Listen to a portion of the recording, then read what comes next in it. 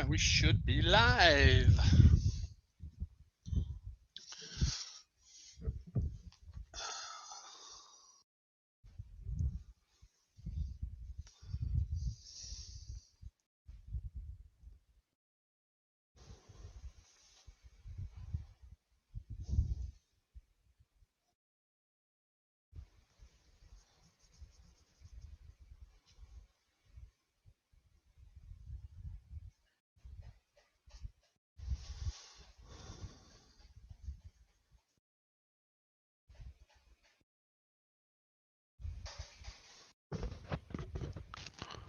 Okay, on the big K.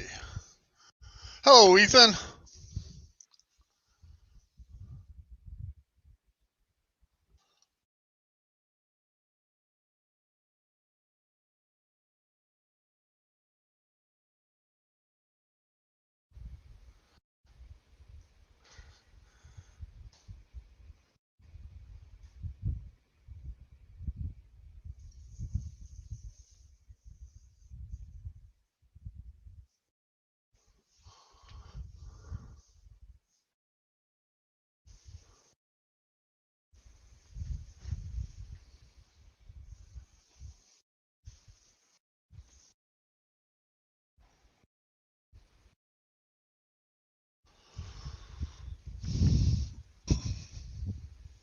Hopefully you can hear me, Ethan, and the two other people that are out there.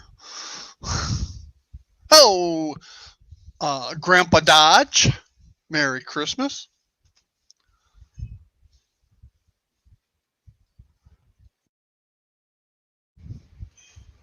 Hopefully you can hear me. Here for a bit until you go pick up Joyce for lunch. Oh, okay. Hello, Mason Dixon. Loud and clear. Great. Thank you. I think I have the issue I had last Friday solved, and the issue is operator error. For those of you that were listening last weekend, my headphones quit working, so I had to use my mics and speakers here in the train room, which of course everybody knows creates an echo. So, and the simple thing was I lost communication between the headphones and the Donegal, and I simply needed to reset the Donegal. Duh. All right, there's a little button on it. You hit that, and it reestablishes communication. But I was so flustered at the time, I didn't think of doing that. So it's another one of those don't do like me situations. So for those not familiar with the Chicago area, I know, Ethan, you live out in Lisle, which is next door to my hometown of Downers Grove. But Route 83 is a north-south state highway that ran between basically Hinsdale and Clarendon Hills, or basically two towns to the east of my hometown. And if you took 83 south, it would go down to the Illinois Sanitary and Ship Canal, and the Cal Sag and Des Plaines River. They all joined up down there. And that was the big place for junkyards back in the day. So thus, I have a junkyard or salvage yard going in over here. Okay. And I have the construction crews out here, all right, doing the dirt work, getting ready to put in a grocery distribution center there. And since last week, I've got the static grass substantially complete. I did some sculpting into the foam top of this lift out section, and put in some gravel around these retention ponds. And I even have some teenagers over here swimming. So, and you can't see it on camera, but right down there in the this little trough type lake is a little black snake swimming around. So, hey, John, Schuylkill River Valley.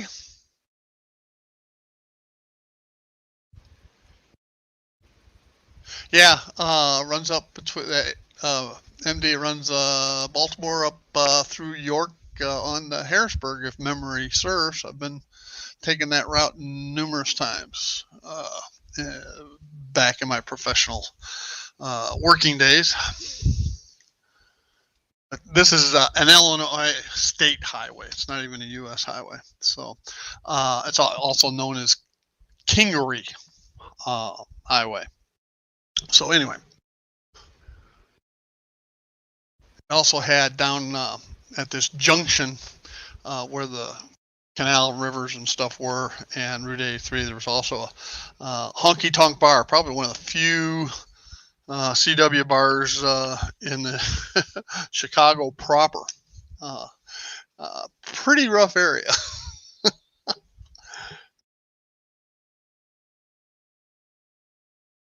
So, John, Sidetrack Sunday, this is the Christmas show this weekend, correct? If I'm not mistaken.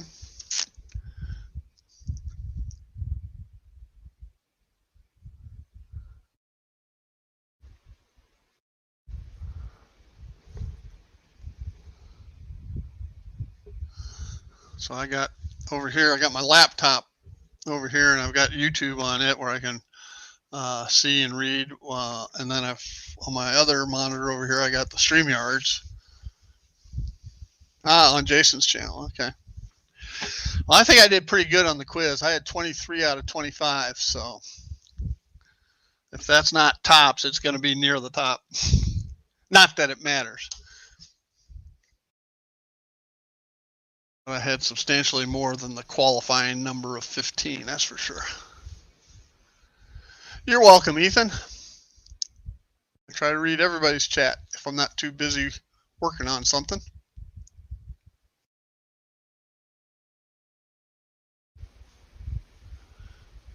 I'll throw the link up there in case anybody wants to pop up here.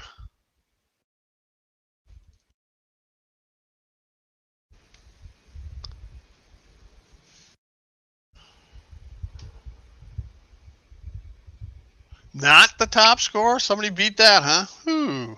All right. Somebody beat that wasn't a Sidetrack Sunday member?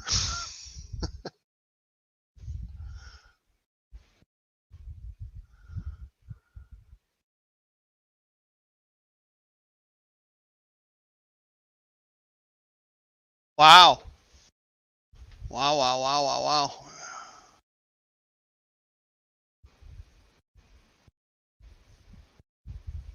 I was actually surprised I got as many as I did. I know I missed the one on the composer's dog, but I think that's Ray's, isn't it? I just guessed wrong.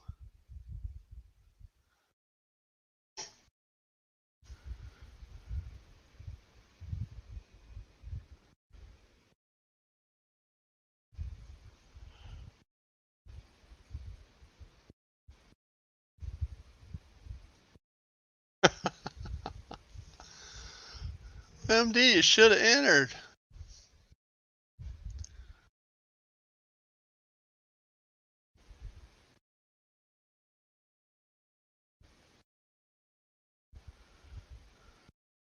Alan, I'm going to continue calling you MD because it makes you sound extra important, you know?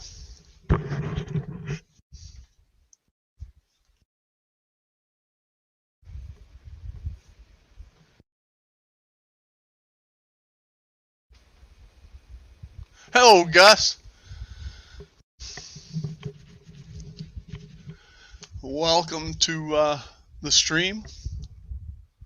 Modeling Matinee, aka the Blame Heath Show. Not that he's done anything wrong. You can just blame him for me having to do this live stream now, since he decided that he had to go back to work.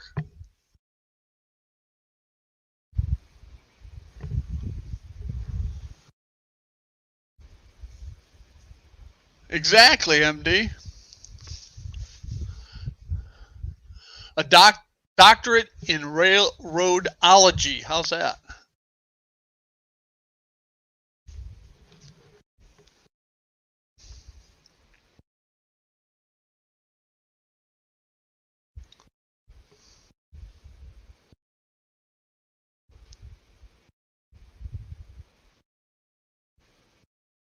Everybody blames Heath. That's just part of being in the community, right?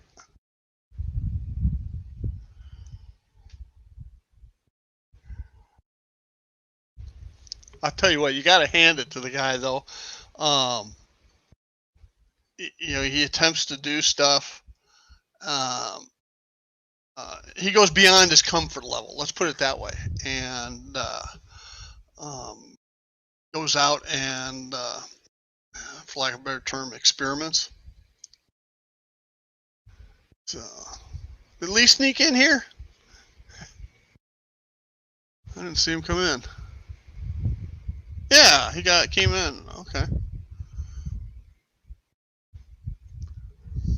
Lee. Scroll up, Lee. The link's there.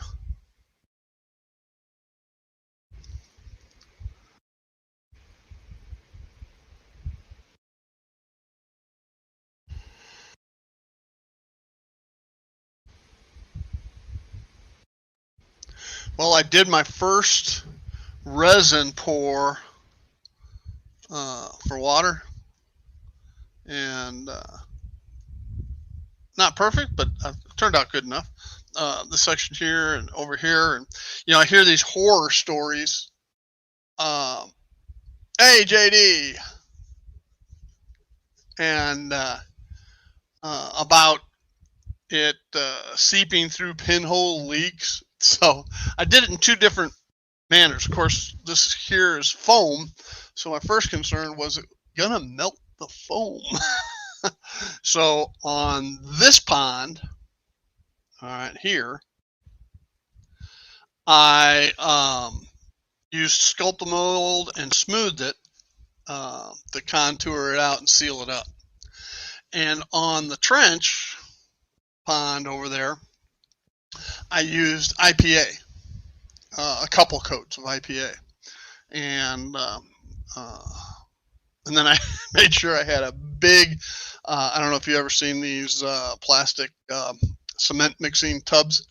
I had one of those big ones underneath here, fully expecting one of the two to leak. And luckily, neither did. And I had my heat gun out, so as bubbles formed, I blew them off, and then bubbles stopped forming. So I went and watched some videos. When I came back, there were 3 sets of bubbles in the trench. And I was mad because by that time it was thick or hard enough that I couldn't get the bubbles out with the heat gun. So what I'm going to do is get some mini prints, ducks and or geese, and put them where those 3 bubble spots are, and then I'll take some Mod Podge and make little waves like a wake where they're swimming. That's the plan anyway. And in this one, I got all my childhood friends are swimming out there in that retention pond. We got Lojo over here at the culvert, and Lojo's here at the culvert, and you probably can't see it. And then Charlie's here. Charlie's got an inner tube on, and that's me. Okay. This is Murphy. This is Ed, and this is Lori over here. And up on the bank we got Carol and Cindy and another Lori. So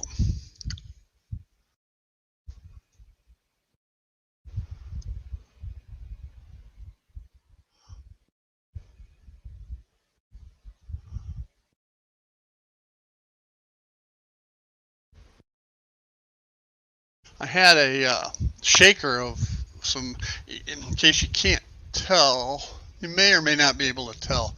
I use the fine gray ballast for ballasting my track, but the rock work I did around the ponds is a more coarse and tanner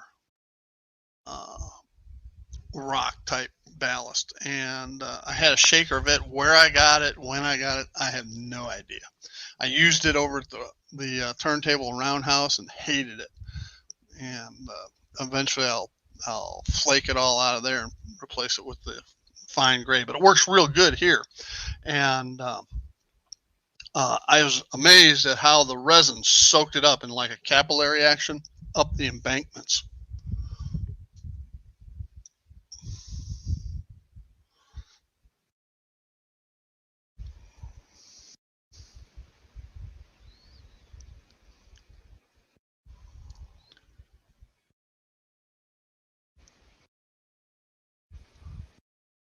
Well, I've got a couple of street lights that I'm gonna wire up. I got a couple resistors here, and one of the street lights goes here, and the other one goes over here, and then those are already in, wired, and ready to go. Now, another thing I did this week, it made me feel like an absolute idiot, which is not uncommon, is the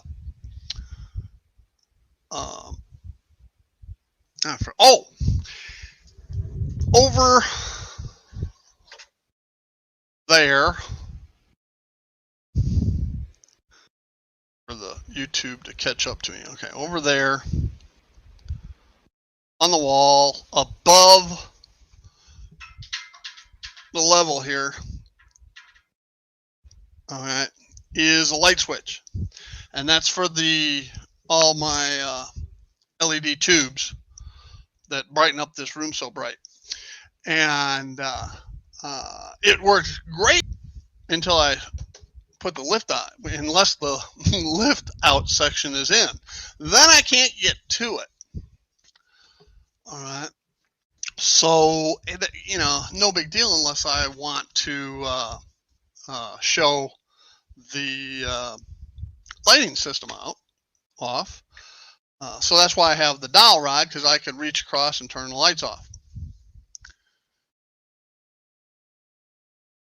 Now, that said, okay, that's a pain in the butt. So up high where these lights plug in, before I get to that, a year and a half ago, before I knew of anybody else doing it, I used smart sockets, all right, to turn on the layout. I just tell Alexa trains on and layout comes on, okay? And my cow sound card and my pig sound card are on smart sockets as well, okay? So I can say, Alexa, pigs on, and lo and behold,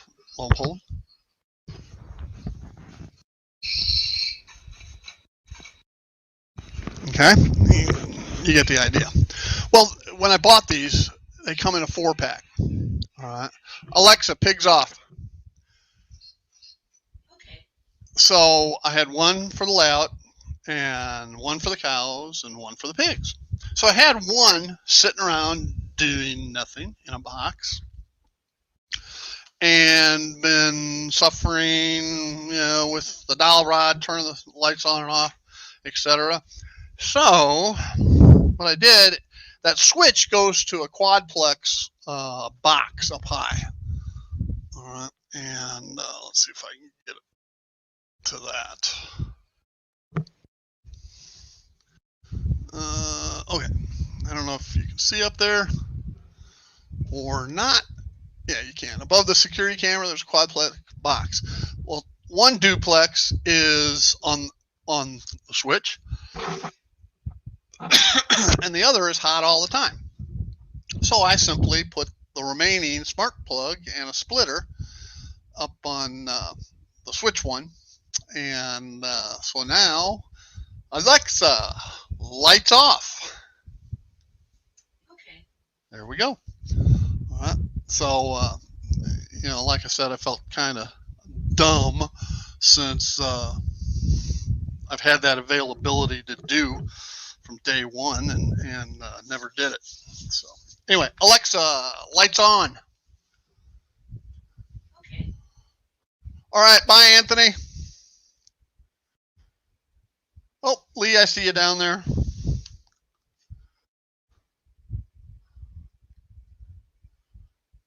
Well, it's easier just to do this. Thanks, Dave. Sitting down there very long. Yeah, no, I've only just finished I've just finished uploading the video. I've just put my video out, my Friday video. Yeah, it'd be real cold in the basement here since we don't have one. It'd be awful wet too since our water table's only about. Dave. Pardon? These ponds look well. Yeah, they turned out fairly good, I think. Even I've though been working on mine. I have been working on mine. I've got some more work to do on mine. I'm working with all sorts of stuff on it. I'm flitting around with it. I've had that water kit for 7-8 months, and yeah, I'm going to use the PVA glue idea and tissue paper toilet roll. And I may do that for the harbor scene because it's so much bigger. Yeah. Excuse me, but the kit I had was the perfect amount for these 2 retention ponds. Nice. It's what you want. Yep. It's what you want. Yeah, I got my John Wayne coaster there. I've got my Anfield Road one up for a sticker on a coaster. But I will be getting coasters made in January. I've got a lot going on with the channel, as well as I'm back up the loft in January. I'm starting to film back up there. I need to get back up there.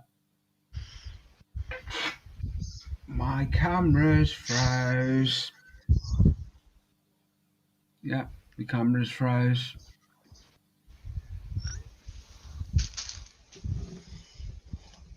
All right, John. Other John, not you, SRV. John Linton.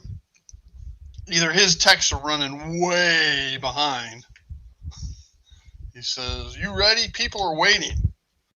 Right, and I've already been on for 15, 20 minutes.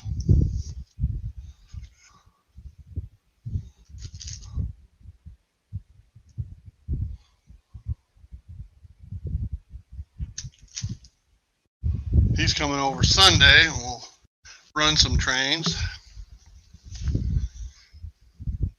I haven't run trains in, 2 weeks.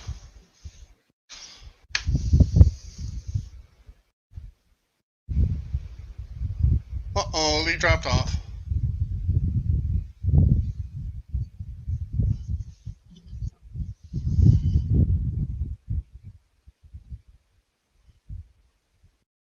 Well, so far mine is working pretty good, especially compared to last week.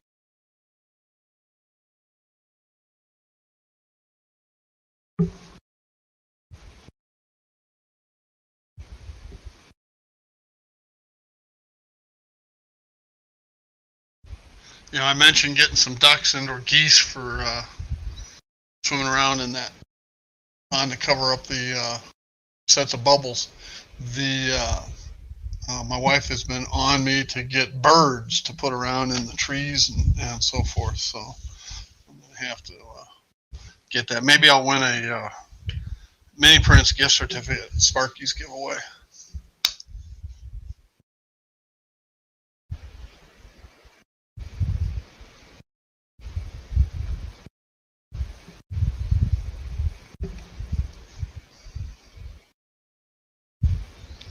So what's everybody's Christmas plans? Santa Claus gonna bring everybody. Santa, I've asked Santa for the grocery distribution center that goes here.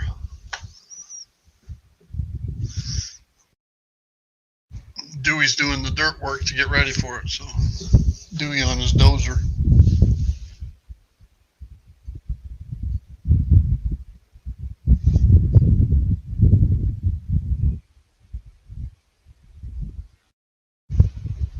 I should have taken one of these people and put a white robe on them and have them walking across the water.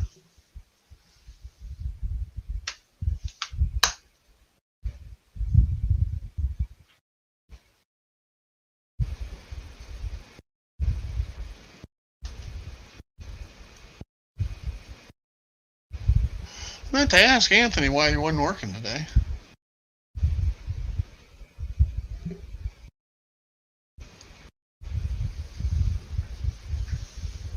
Jackie must have caught up with Lee. Pulled the plug on his internet.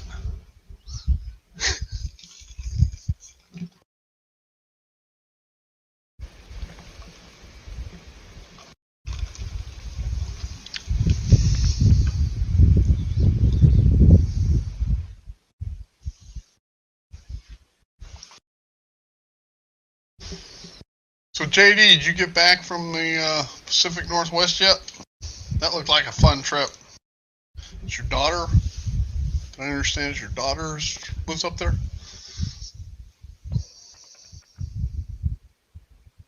All right, John. You take care too. We'll see you Sunday night, if not before. Well, welcome back, Lee.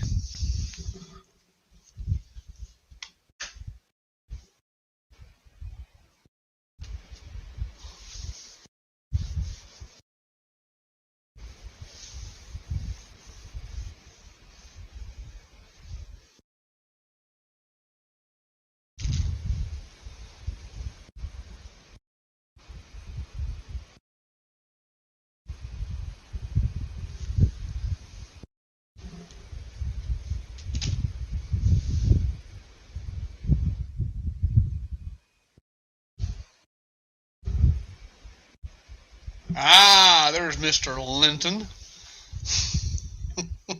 He was lost in the never-ending space of the internet for a while.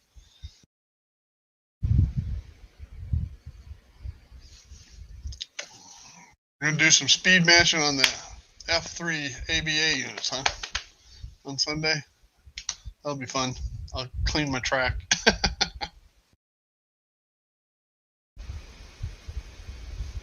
You don't have to look at all this brown anymore.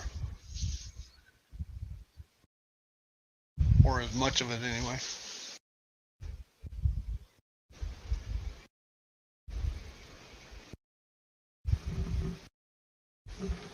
I've got these two streetlights to put in. I got to weather the road here. I got to build my fence around the junkyard.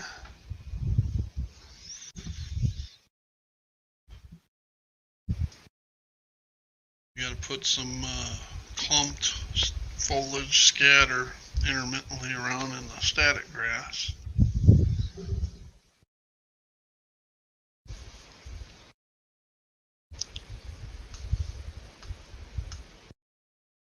Getting there.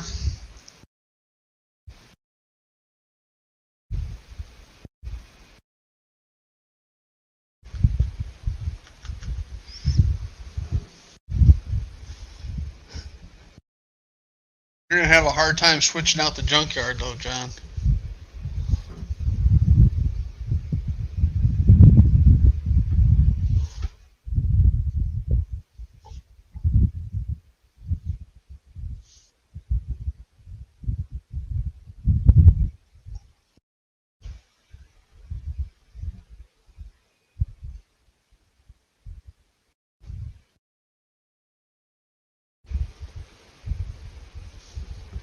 You're not going to ask why?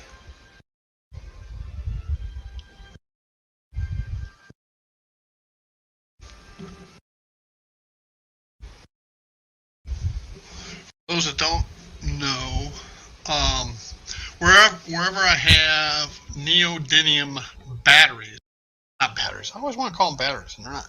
Neodymium magnets for uncoupling, because they work so much better than the KDs. I put in little yellow markers. All right. Because John has a hard time finding the battery, not batteries, the magnets. So he had the idea, actually. So I put those in. Great idea. But if we look over here at the junkyard, okay, you don't have a yellow post, John, because the magnets are underneath the road. And I didn't think it was appropriate to have a yellow post in the middle of the track or middle of the road. So you're just going to have to remember that.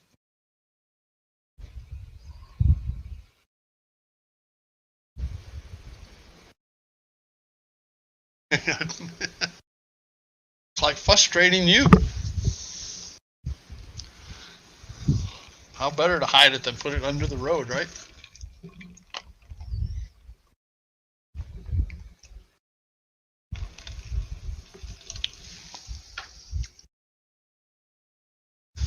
Those that haven't met John before, he's one of the silent ones typically. He watches a lot of the community and rarely comments, but has become a close personal friend and train crew now, thanks to YouTube. Try to get together once a week, but last week we couldn't make it work because we had 2 train shows here in the Tampa Bay area. One on my side of the bay and one on his side of the bay. And he was lucky. He had the better one. Well, that's true too. You're always busy working on your trains.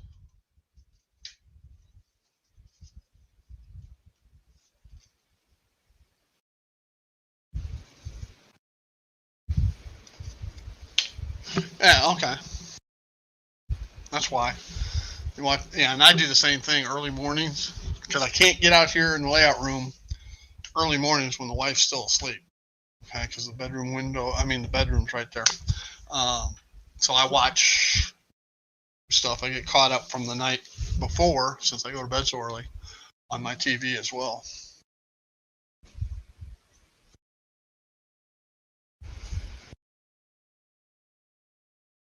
Yeah, what did I get? I didn't get. Oh, I know what I got. The only thing I got was I got a bag full of street signs, free,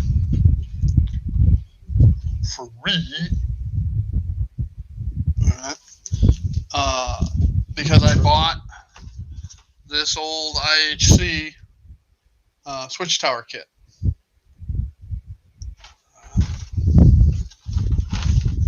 For $15. So I got street signs. But John, on the other hand, what all did you get, John?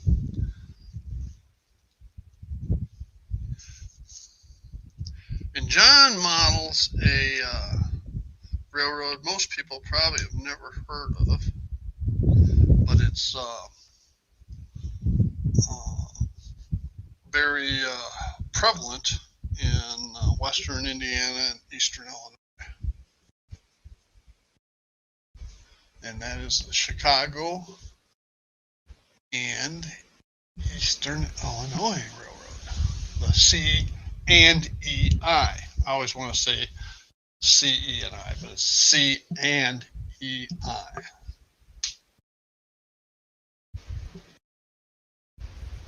And this is one of 2 boxcars that John, this is too modern for his era because of the saw blade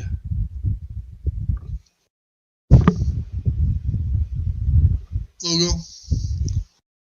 So he gave me 2 of these boxcars. I got one renumbered, and they're running around the retirement railroad. at the Chicago Eola Yard right now. Oh, they both are. Imagine that.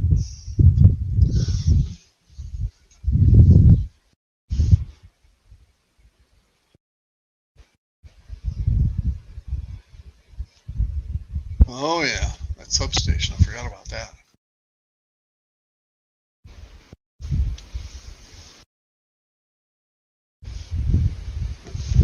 And John, I mean, John has a room. It's filled with trains. All right, filled. Okay. And he just got a loop of track finished where he can actually run them. What, a month ago, John? Yeah.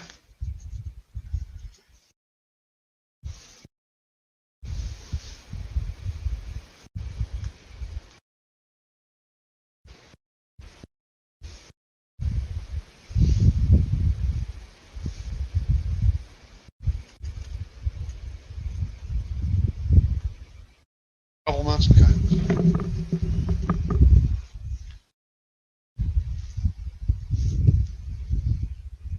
I think more of his equipment, more of his locomotives have been run in on my layout than his own. He had all these locomotives he never run outside of a little test track section. And he brings them over and they run like tops.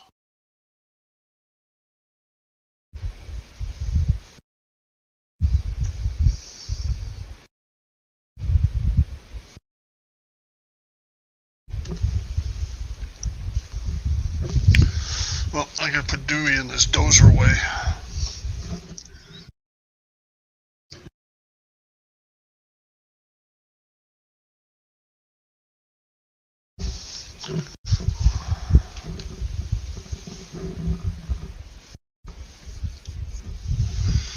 Can bring my soldering iron over.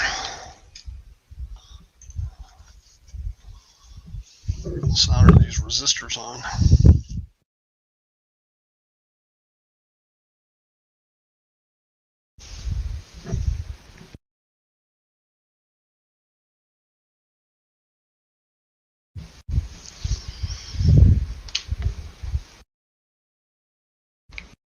John, I don't know if you heard. You may have came in too late. No more having to use the stick light switch. Alright.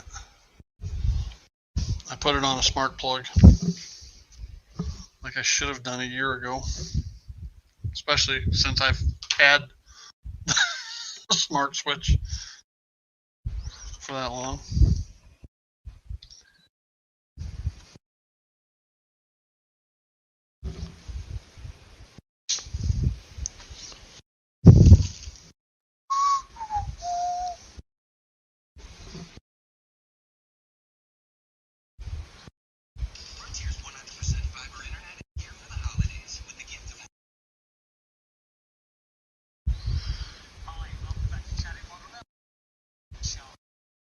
Okay.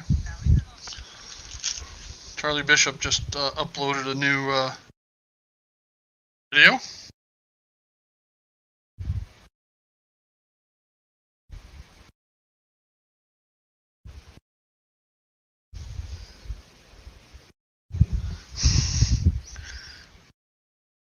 Well, it's maybe smart now, John. Pretty dumb that I didn't do it ages ago.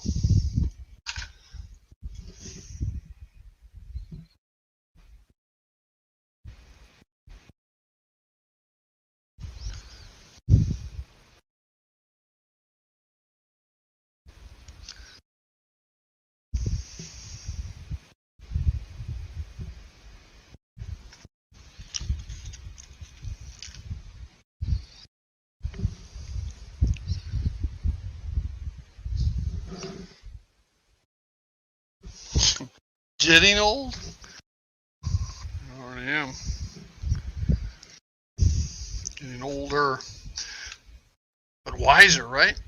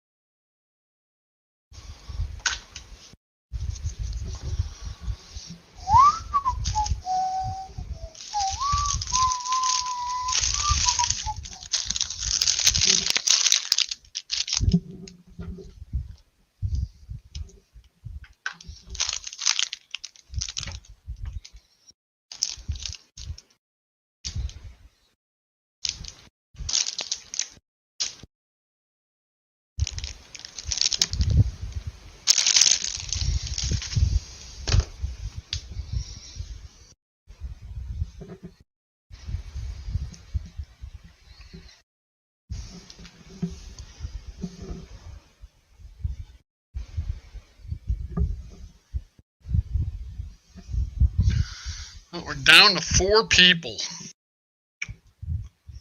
Oh my.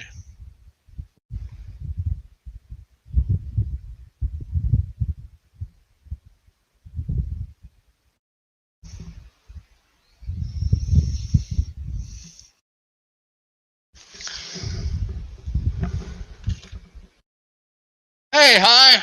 Or hi.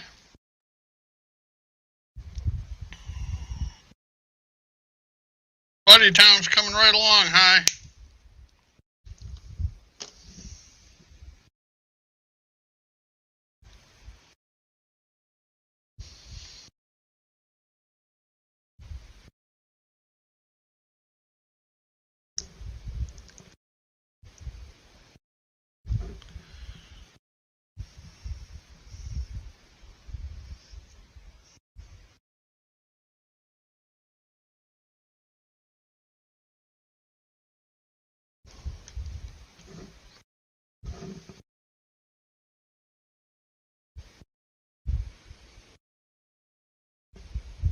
Is Helmy your wife?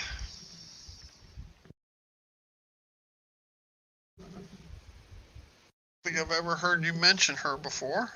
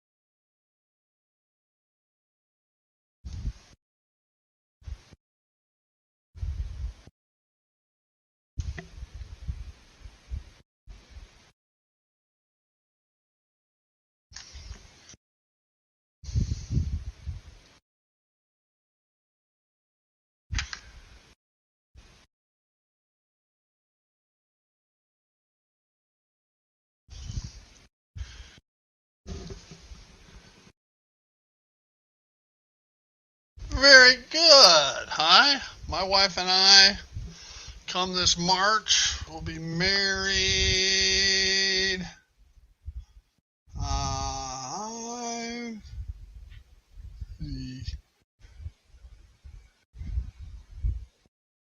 7 years. My math is correct. If it's not, I'm sure she's going to come in and slap me silly.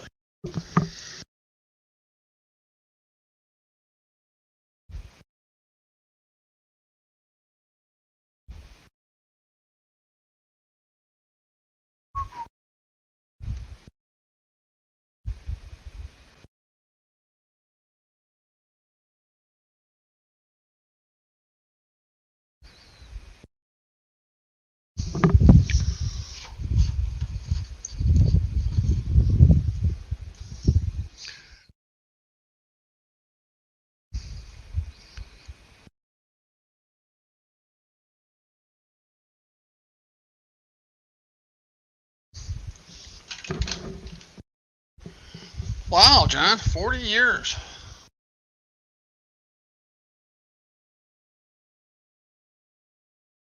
You look it. Larry doesn't. R. Sparky! For those that don't know, 4 o'clock Eastern Time, Christmas Day, is Sparky's Christmas live stream and giveaway.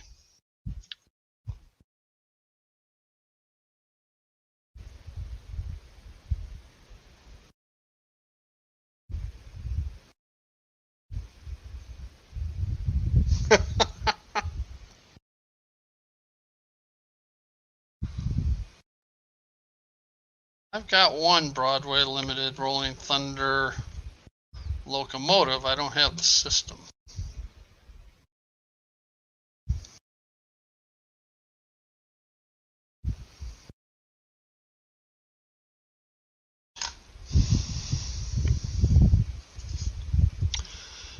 Probably should have checked this LED before I wired this thing up. Oh, well.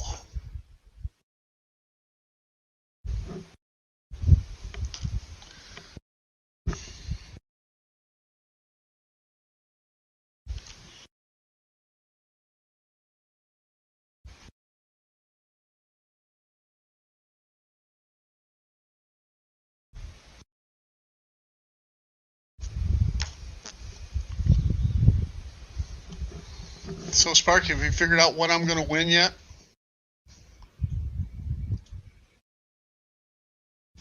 Yeah, there's nothing better than lights on a layout, making it come to life, in my opinion, Hi.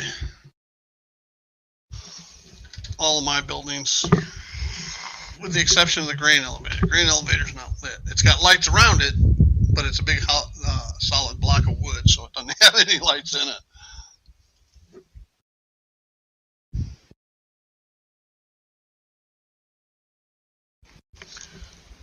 Ooh, almost made a big mistake.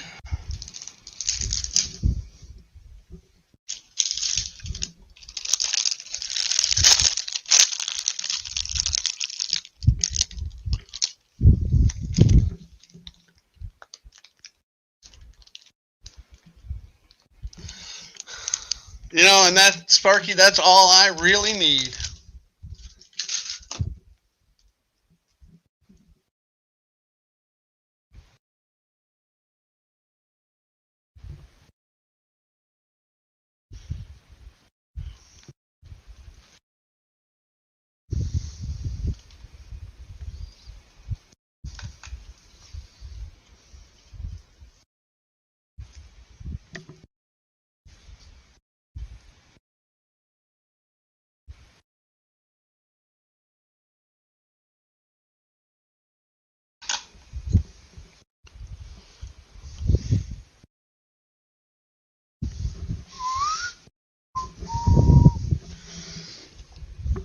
I'm gonna be.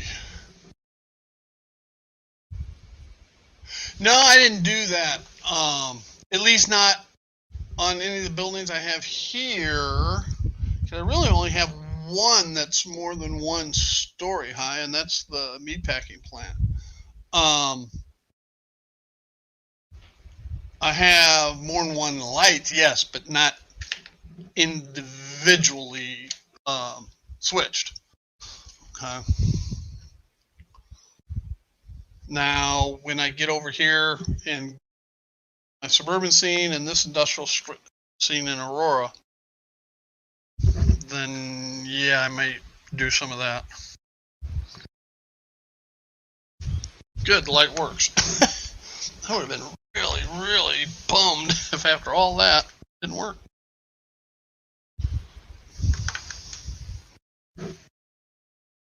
I've had that happen.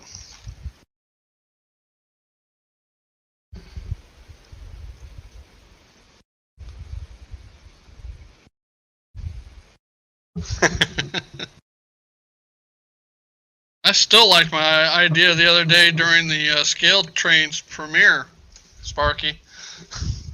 I've got to drive right by Benton, Tennessee, their headquarters and distribution center, on my way up to my son's for Christmas, and I'd love to take a tour as long as it had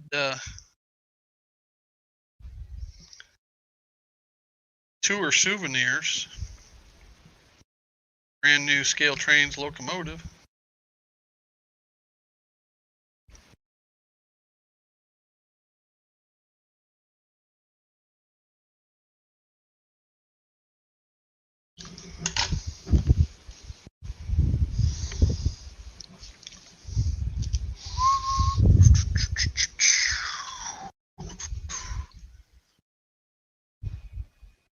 Oh wow, that'll be nice, Hi.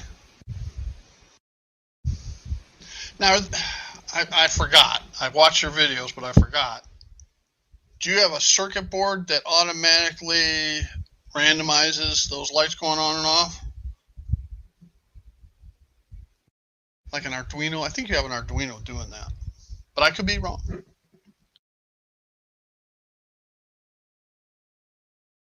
It's not gonna work.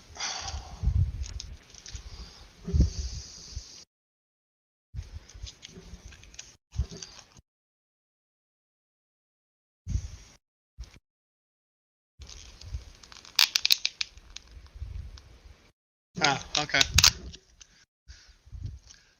Now see, I'm one of those people that, to me,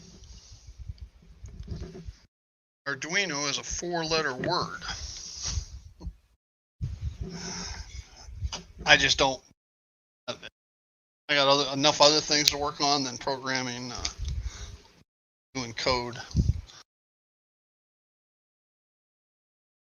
That in the old days. And really don't want to do it anymore.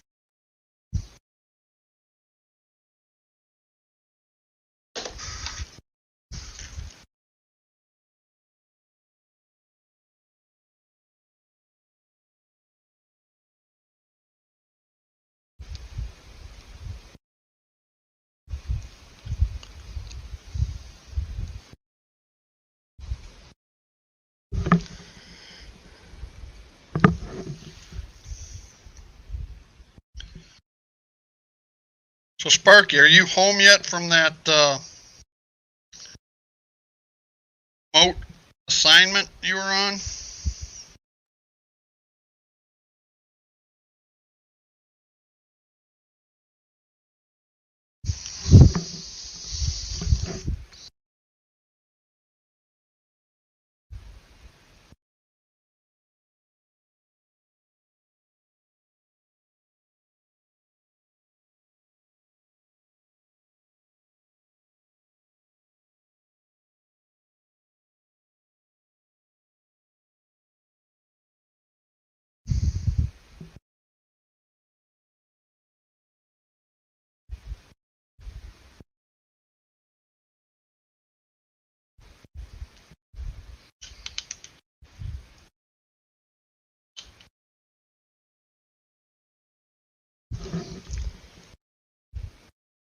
For 18 days, okay.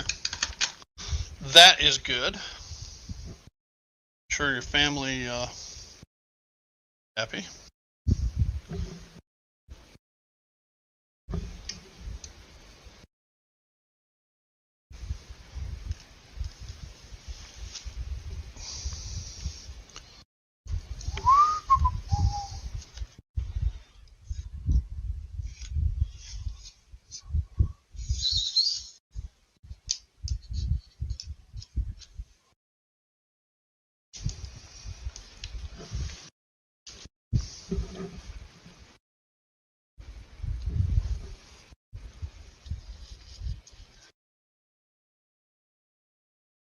These are going to be short street lights.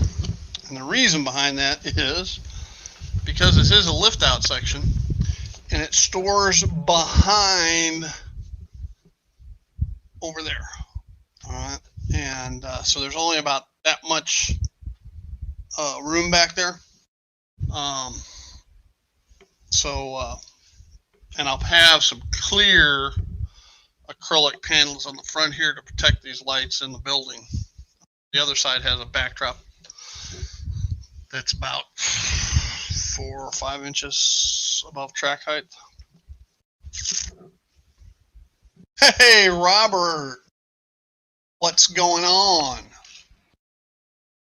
Or as Uncle Wilmer would say, Robert,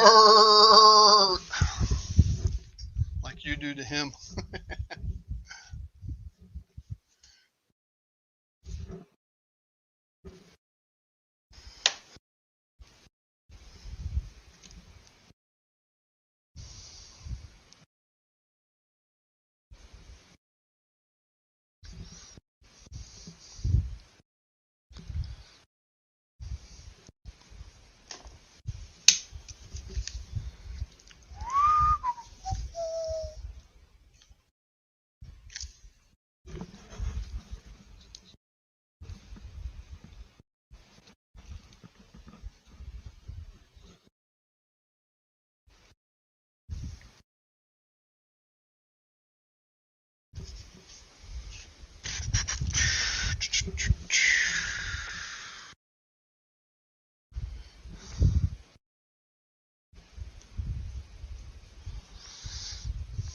Robert, how is the weather in East Texas?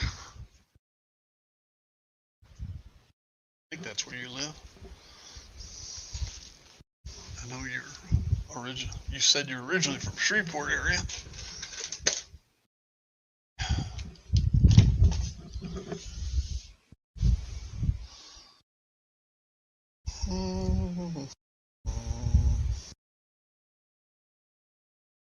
See how much goop I can.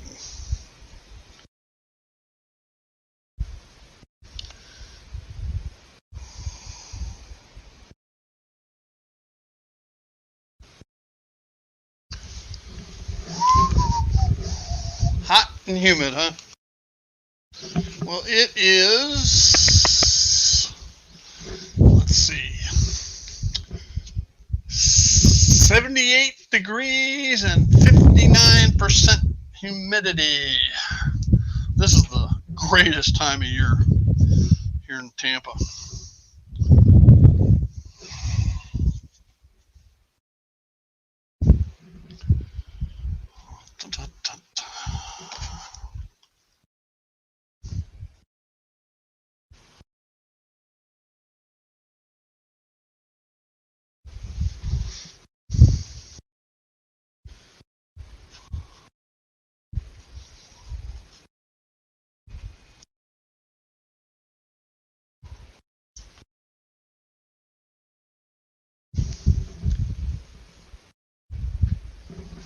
That's not bad, Robert. 74 is not hot. Hello, Nancy.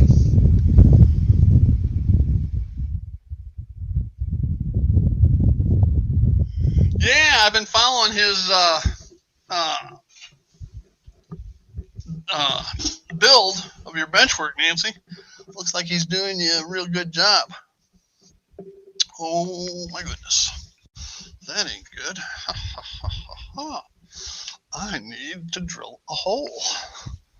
Imagine that.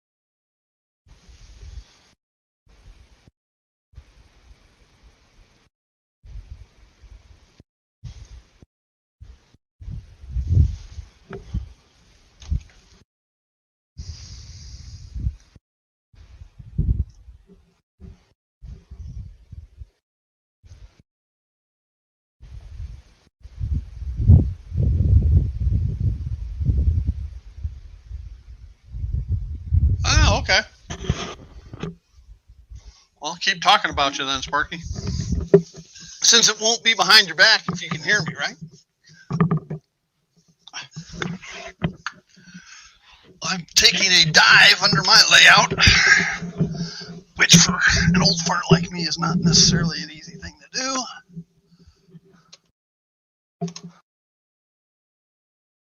Time to hook up another street light. I'm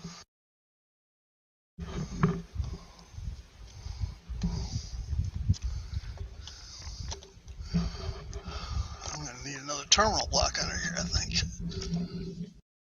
Ooh, which reminds me, I got something else to show off. Back up there.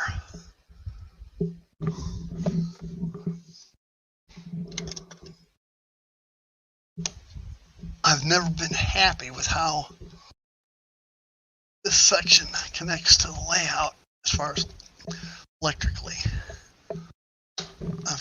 There's 10 wires because there's 4 bus lines,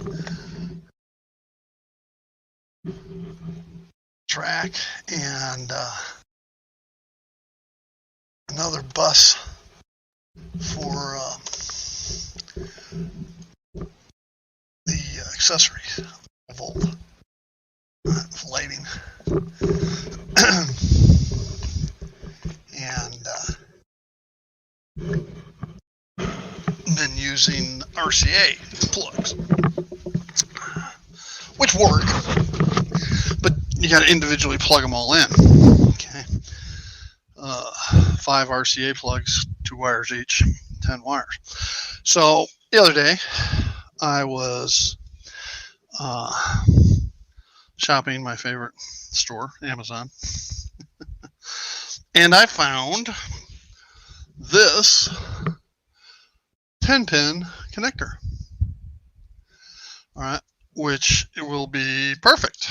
You know, it's for like a trailer plug. All right, and so I can mount this section under the Aurora Eola yard, the part that doesn't move, and then hook up all the wires for this section into here and just plug one plug in. So real happy with that. Yet another project to work on. 47F, 89% humidity. Whoa.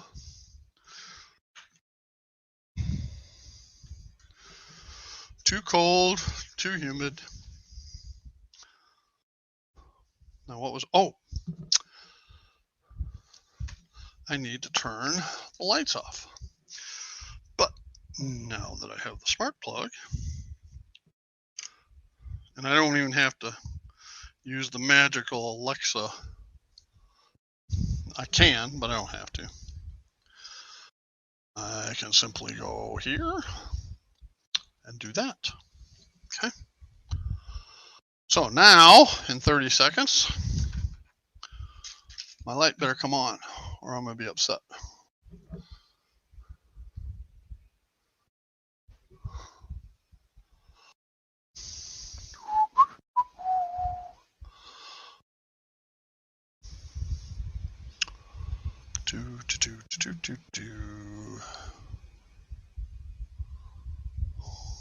Hey, it works. Yay. Nothing more frustrating than wiring in some lights and then not having them work. So, okay. That one's on. Got one more to go.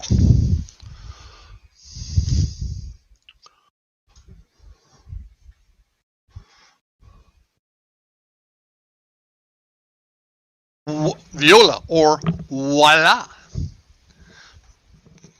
One's Italian, one is French.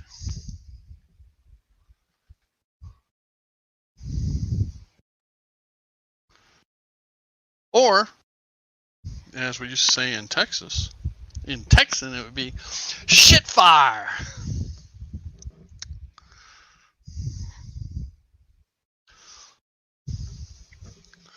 This channel is not for children.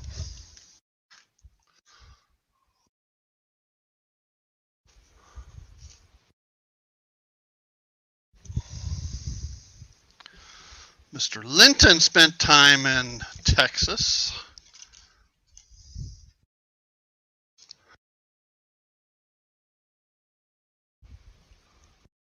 He was on an M60 tank crew.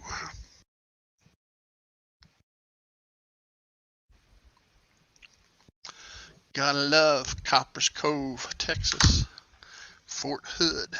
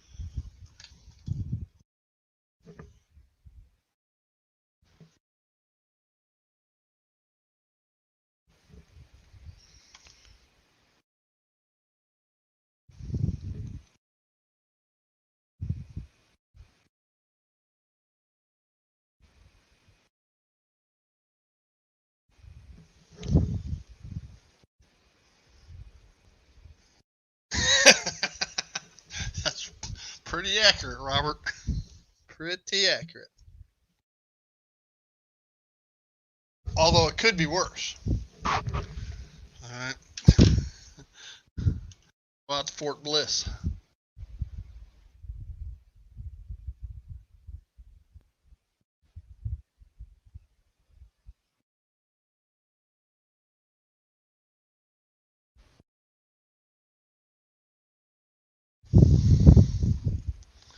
Or even Fort Sill.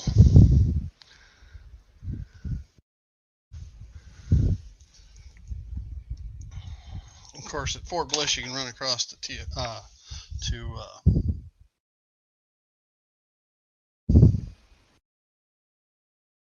what the hell? From, oh, I forget. Mexico.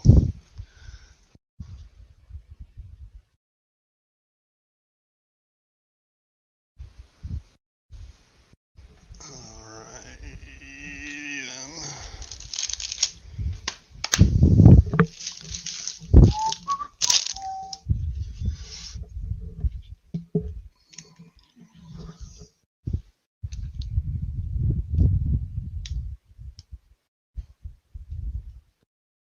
Hey, Nancy, you do a good job supervising. Somebody's got to do it.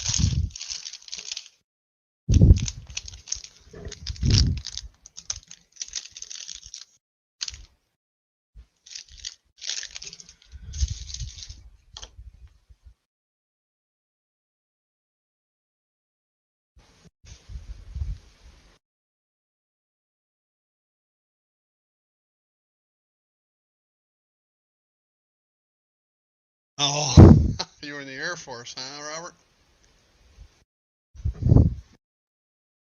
You may have known my stepbrother then.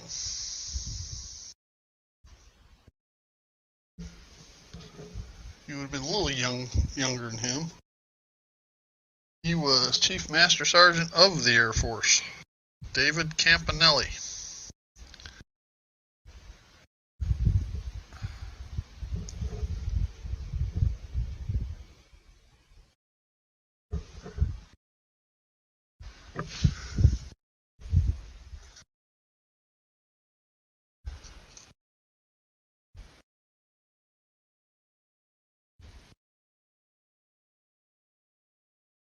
See, he retired in the late 90s.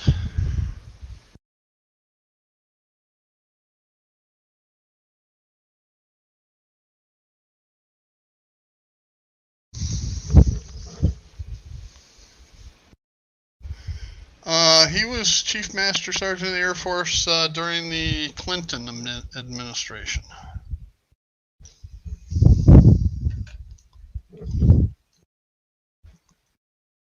I don't know if he was still in when W office or not.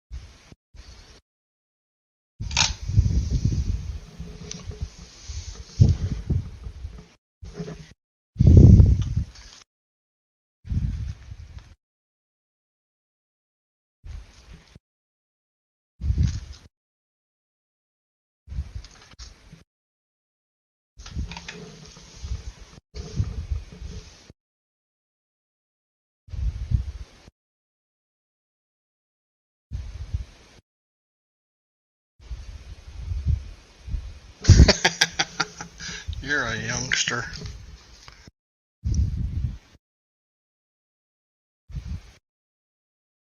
Super guy. business when it came to the Air Force.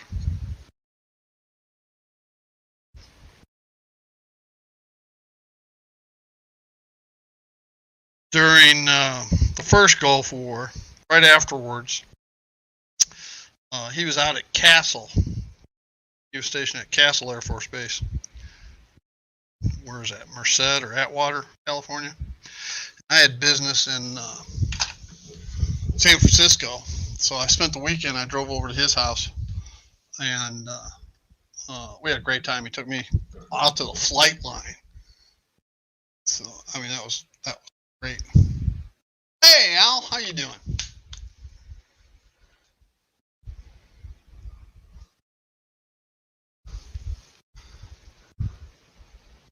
Windy where? Oh, where I am? Is it because stuff's moving? I got a ceiling fan right above me. So yeah, it could be windy.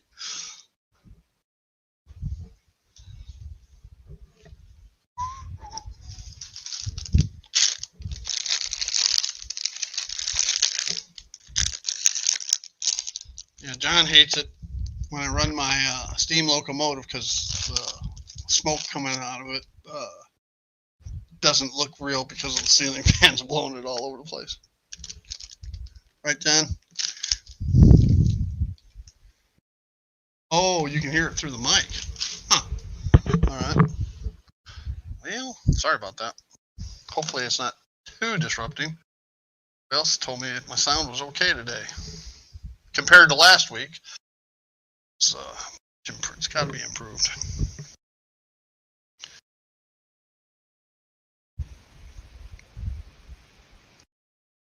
Over here last week, they remember I had issues. Headset here connect up right, and that was pure operator error. As a result, I can open speakers, echo infamous YouTube.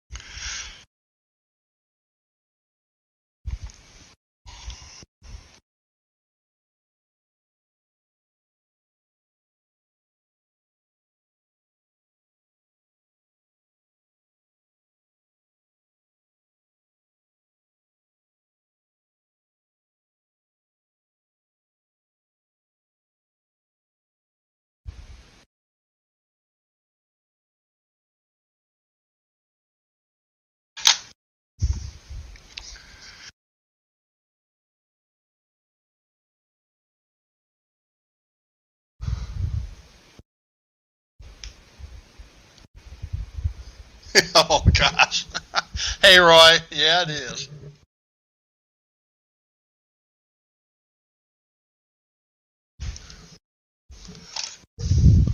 I didn't see you sneak in, Roy. Where are you at today?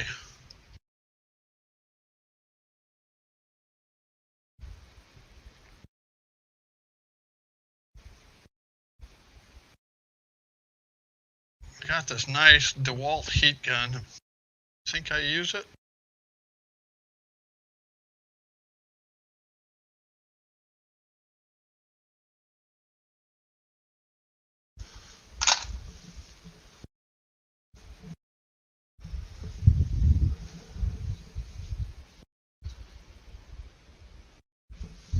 Ah, Nebraska. Don't you live in Nebraska or Kansas or somewhere up there?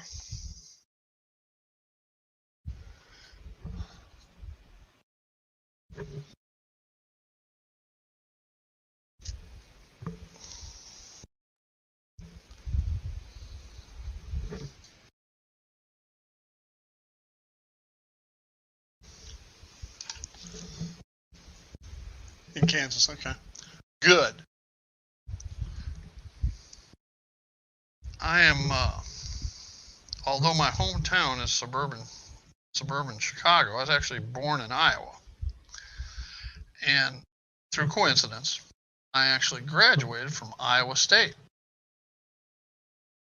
back during the Big 8 years. And our biggest rivalry, of course, was with University of Nebraska. Because we didn't even play Iowa back then, not until my senior year. And anyway, so when we had,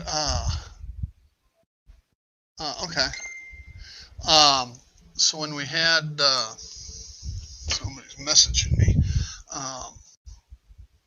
our first daughter, she got old enough, 3 or 4 years old, something like that. And we bought her one of these puzzle maps of the United States. So, we were living in Texas at the time and getting ready to move to Oklahoma. All right. And then Aunt Losie lived in Arkansas. And Dorothy, and Iowa is where Daddy went to school, and Illinois is where Daddy grew up, and all these different things about all these different states. Well, she goes, "What, Daddy? Who lives in Nebraska?" And my response, "Don't worry about it, honey. Nobody lives in Nebraska." So that's been the family joke for, 35 years? Let's see what this message is. Lynn McCurdy asking if I'm okay. Yeah, fine. Yeah. Doing a live.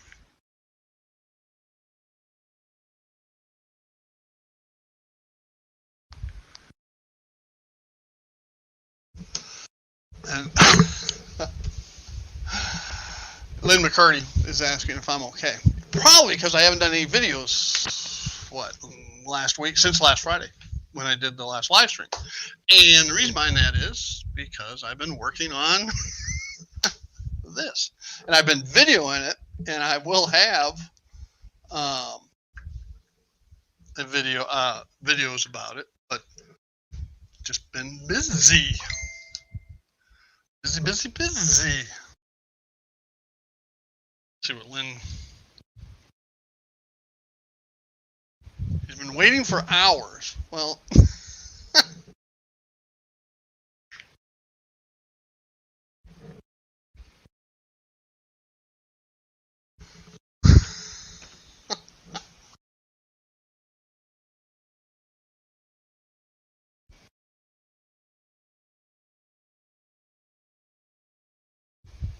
yeah. Well, I know what it is too, Roy. I know why Kansas is so windy. Because Oklahoma sucks and Nebraska blows. Am I right? Tell me I'm right. Da-dum-dum.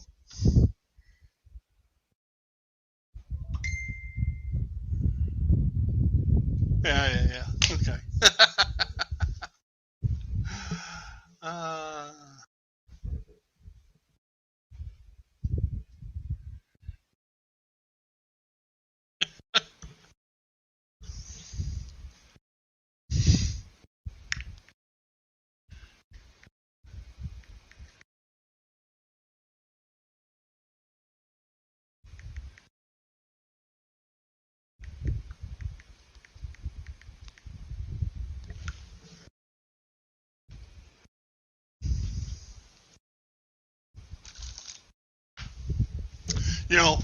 A lot of people don't know or understand why the University of Oklahoma is known as the Sooners. Okay, and I'm sure you do. But for those that don't, during the land rush of 1889, and that's where the government opened up the Indian Nation, aka Oklahoma, the non-reservation areas, to settlement. And it was free land, a section of land, free. And a section is a mile by a mile by a mile. And the first one, they lined everybody up at outside of Guthrie, Oklahoma, and the cavalry patrolled the areas, and they had these stakes for each section of land. And when the cannon shot off, everybody would take off out of Guthrie, Oklahoma, and search out their promised land, their free section of land. Okay, and the Far and Away, Tom Cruise and Nicole Kidman, that was about the Oklahoma land rush. Okay, well, there were a number of people that snuck out of Guthrie the night before, and they found the best and most pristine sections of the land, and those were the ones that rose to power in the state of Oklahoma over time, and because they left sooner than they were supposed to. Okay, so that is how the Sooners got their name, and that's a true story. I'm not blowing smoke up anybody's ass. Look it up. Okay? That is the trivia story for the week. Last week, the trivia story was interstate highway system and something else. Got it. Okay. Anyway.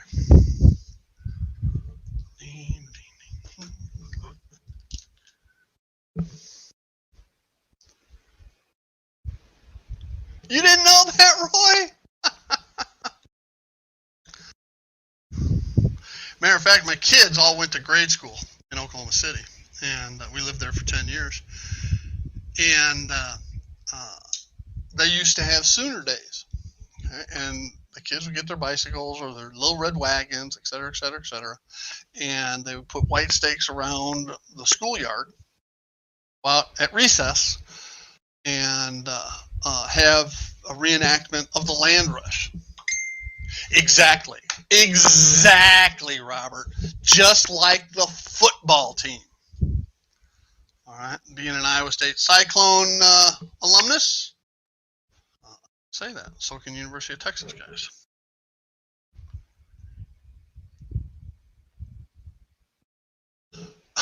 Lynn says he may join us when I get started.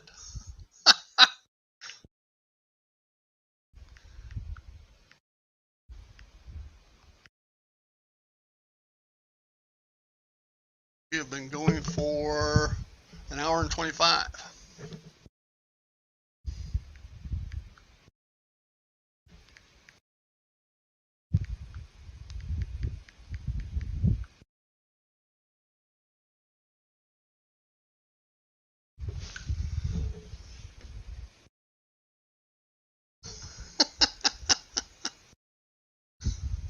They both cheat. You know, Iowa State got put on probation, NCAA probation back in the, when was it, 80s? All right, mid 80s, late 80s, somewhere in there. And it was because, all right, our head coach, Donnie Duncan, violated the NCAA rules. So when they were waiting for the ruling, Donnie Duncan left. He went back to Oklahoma as the athletic director. And Iowa State got nailed. So don't tell me Oklahoma doesn't cheat. Hello, Jeff Bennington and the Elkhorn Valley Railroad. Oh, go Big Red. Oh, Lynn, he's blowing me up today.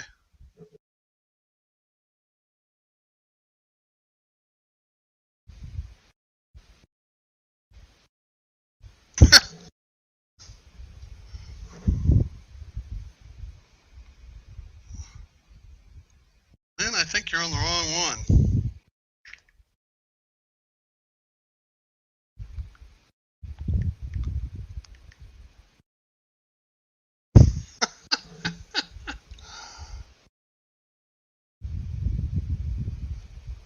Huskers playing for a national title Saturday.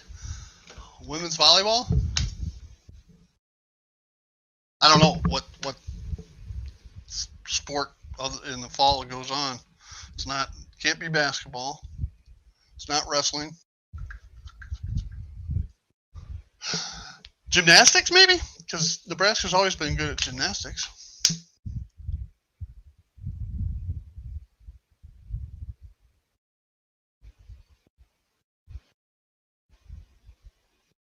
Okay, I missed something on military and commerce. All right, let's see.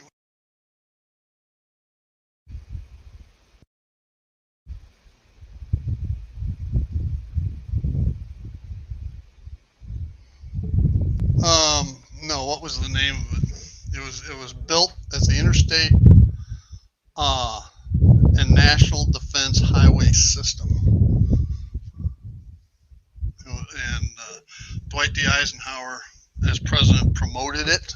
Of course, it was up to Congress to pass it. And it was based upon the Germans in World War II being able to shuffle man and materials from one front to another so quickly due to the Autobahn.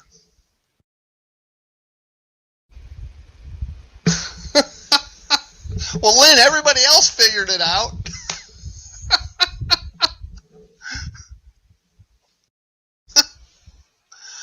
Oh, you're funny. Here, let me throw this up there for you. Maybe get my mouse to work. Where'd it go? There it is. There it is. Do, do, do, do, do. Do, do, do, do, do. Do, do, do, do.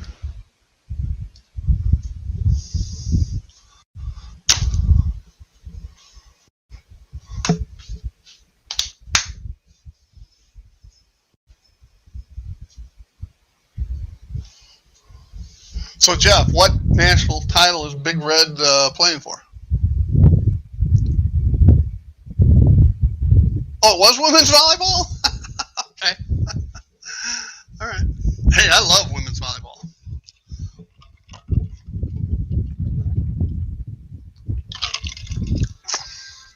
Matter of fact, in my senior year of high school, I was a PE assistant, student assistant, and the girls' PE class was doing volleyball, and they needed the teacher needed help, all right, because they were spread out between two gyms.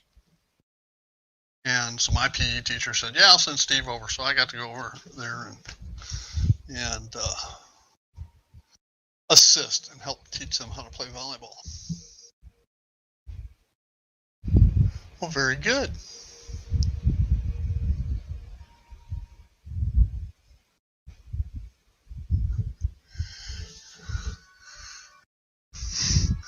You're not tainted on that, are you, there, Roy? It was never restricted to those two things. All right. And it was the interstate highway system, and they couldn't get it through Congress until they passed it as until they threw in the national defense portion of it. All right. And there's people say that you have to have a straight section interstate every so many miles or something like that so you can land a plane on it. I am not sure that that is true. All right.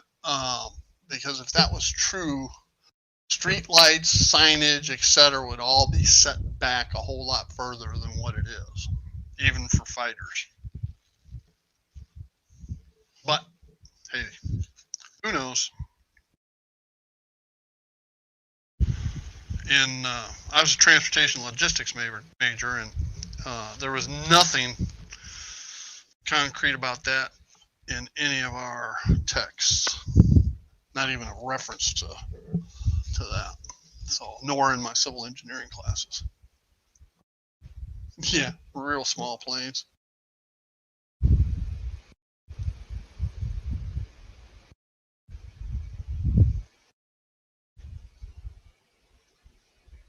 Oh, okay. Yeah, Lynn, I see you down there. I'm not ignoring you.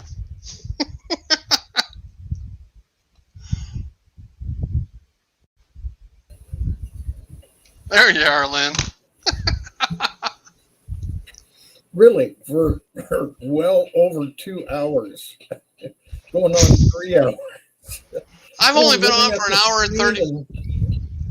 I've been I on for an talked to hour and 32 minutes, Lynn. I talked to Jason Friend. He had to go back to work, or else he'd come over to visit. And I watched Tina Marie's. I watched 2 or 3 other YouTubes this morning, and I even kept messaging on the other what do you want to call it display that came up, and I talked with other people, and then it got real quiet, and that's when I private messaged you, and you said, "Oh yeah, I've been hanging out here for a while."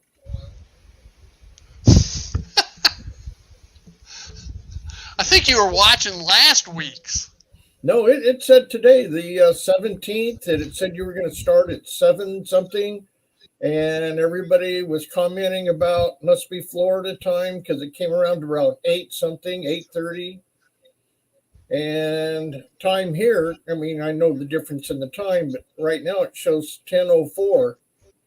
So I've been hanging out since 7:30 this morning. Well, Roy, it's straight enough in northern Illinois, too, and flat enough. Oh, I'll well. tell you what, the flattest section of interstate highway I think I've ever been on is north central Illinois, either Interstate 88, Interstate 80. 80 not as much because the Illinois River Valley is in and out of it for a while, but Interstate 39, all of those are flat as can be. I mean, flatter than 35 through Kansas anyway. The funniest sign I think I've ever seen on an interstate highway is the scenic Flint Hills. As you're driving north or south on 35 between Wichita and Kansas City, the scenic Flint Hills. They're in the hill for 100 miles.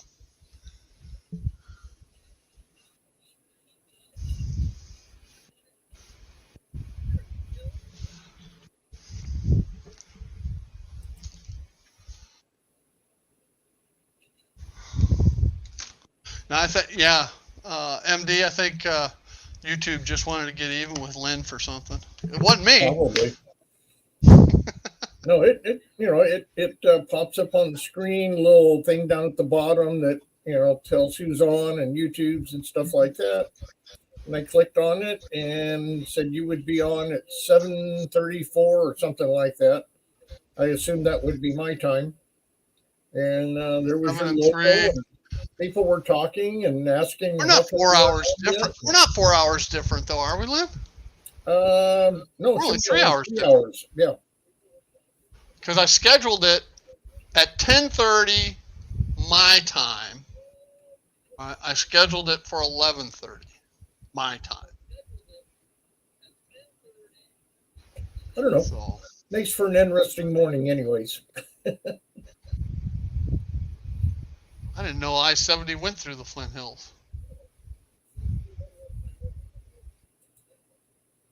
I thought it was southwest of Kansas. They were southwest of Kansas City. That's where I seen them on the interstate. Or I've seen the sign anyway. I've driven between Kansas City and, was it Lawrence or Manhattan? Well, actually both, so. So what are you working on there? You mentioned that you were working on the lift up. Yeah, this section here is the lift up. Ah. All right. And I have put in Illinois Route 83. I have beginnings of the junkyard. All the track's been ballasted. The scene has been static grassed. I put in 2 retention ponds, resin, water retention ponds, a bridge over here. And you did all this morning? No, I've done all this since. I've been working on this for. Well, when you originally said something, I thought you meant you haven't seen me for a week. I haven't done any videos for a week, and you were checking to see if I'm okay. I didn't realize you were just missing me for today. Well, I've missed you, yes, but today in particular. Oh crap! I got busy talking about something instead of Hey, doing what I should have been doing. I need to show you something here since we're talking about lift out and lift up bridges. Okay. What are you gonna show me? I'll try not to make the viewers and you too dizzy. And Are you gonna make Tommy Rowe proud? well, maybe. You know who Tommy This Rowe is is? my up here is the shelf layout that comes around, but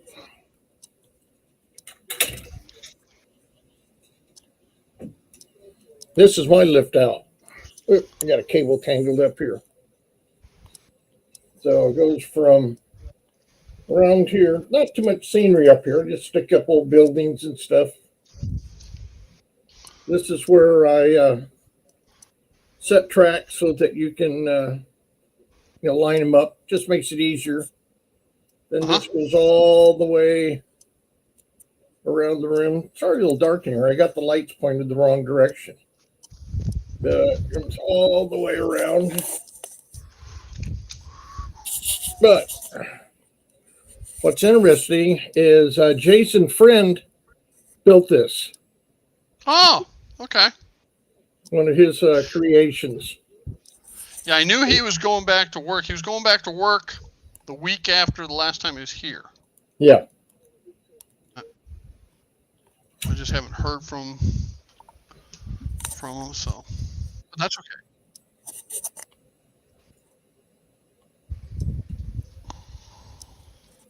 I'm going to try to do something here if I don't lose everybody and myself. Put a little light on the subject. But he set all this up. Since I only have two hands and I don't have my tripod over here to show you this, but when this goes up, there's a notch that this fits down into that lines everything up almost perfect like. Okay. Yeah, Roy, I think I've seen that cattle exit before. Jason is a little bit on the, what would you call it? Overdoing it. So he put these great big hinges on here. I wanted something more flush. He goes, oh, this way, earthquakes, everything else, it'll all hold up.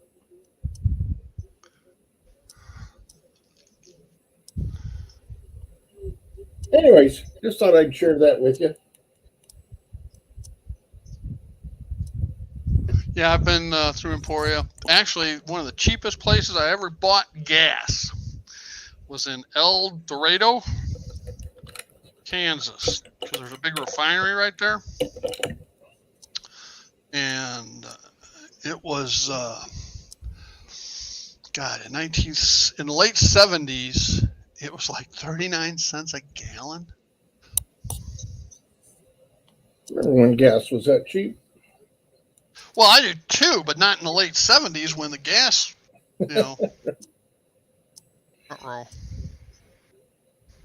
anyway, good, enough of the show and tell.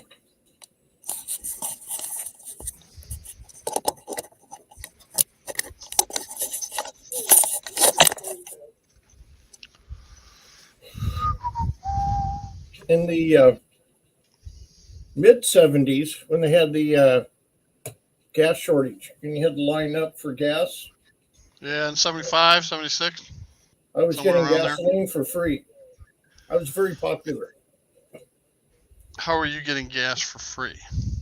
I drove a gas truck. Small tanker. Like the kind you use for home heating oil? No, gasoline. I know, but the tanker like they use for home heating oil. Originally, it was a surplus Air Force tanker, what they used to fuel airplanes with. Had big reels that came out of the back. Yes, like that. Just like that. All right. In fact, that would be it if it was in blue. What were you, Standard Oil or Mobile? Union 76. Union 76, huh? I thought they were orange. Well, the company I worked for was called Portable Fleet Service. And we went around to freight yards, Hey, Anthony. places like that, and changed their oil, serviced their trucks. Sometimes I carried diesel. Sometimes I even carried premium, depending on what was needed for whoever was ordering the tank, the gas.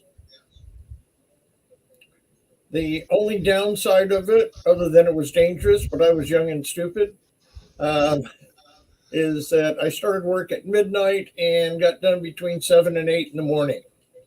So Sunday night through Thursday night, I was up all night. Miami, Florida, Roy? I don't know. If there is, I have not been through it.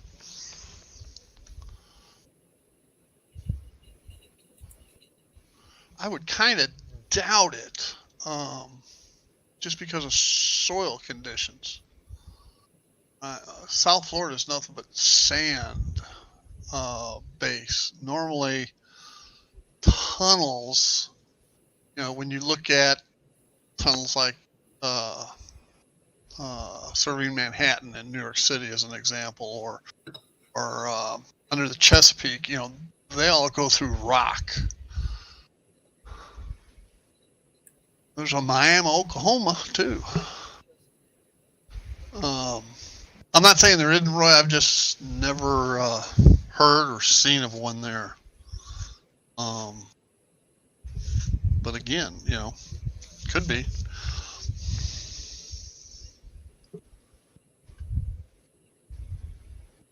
I wouldn't see a reason to have a tunnel in Florida. I mean, well, he's saying Port of Miami tunnel. And you've got big ships, especially cruise ships and stuff, right, that go in and out of Miami, and you've got the islands like South Beach and etc. That you need traffic to. Now, every place I've crossed over has been at a drawbridge. Okay. Again, I'm not saying there's not a tunnel. I just don't know of one, Roy. I imagine somebody could Google that and find out, though. I could do that.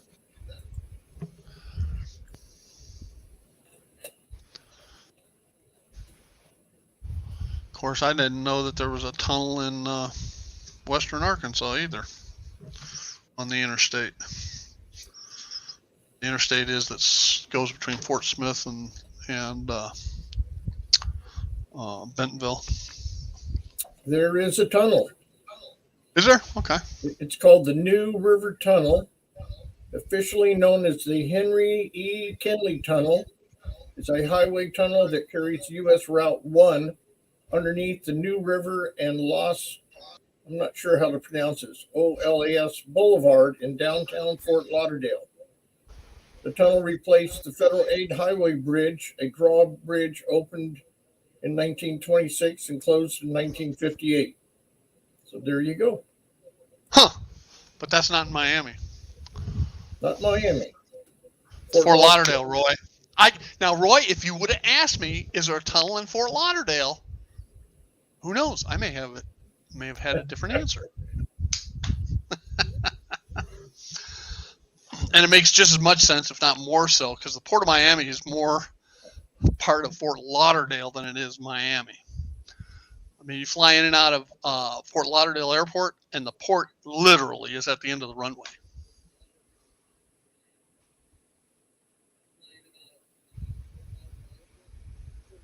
I found out something else interesting. One of the longest tunnels in the city of YBOR. Why, what? Turns out Florida has its fair share of tunnels too. The Floridian city of YBOR City. What is it? It's Ybor. Ybor. Okay. Yeah. It's one of the longest tunnels. Yeah, but you cannot drive through it. It's maybe in a 4-wheel drive or ATV or something. No. You don't understand. They're left over from Prohibition. All right, and it was a means of getting liquor off the ships out of the port. Okay, to Ybor City, which also had all of the cigar business. You know, some of the best cigars in the world were not. They were Cuban, but they're actually hand rolled here in Tampa. All right, back in the day, prior to the embargo. Oh, it says, yeah, because I didn't read further down.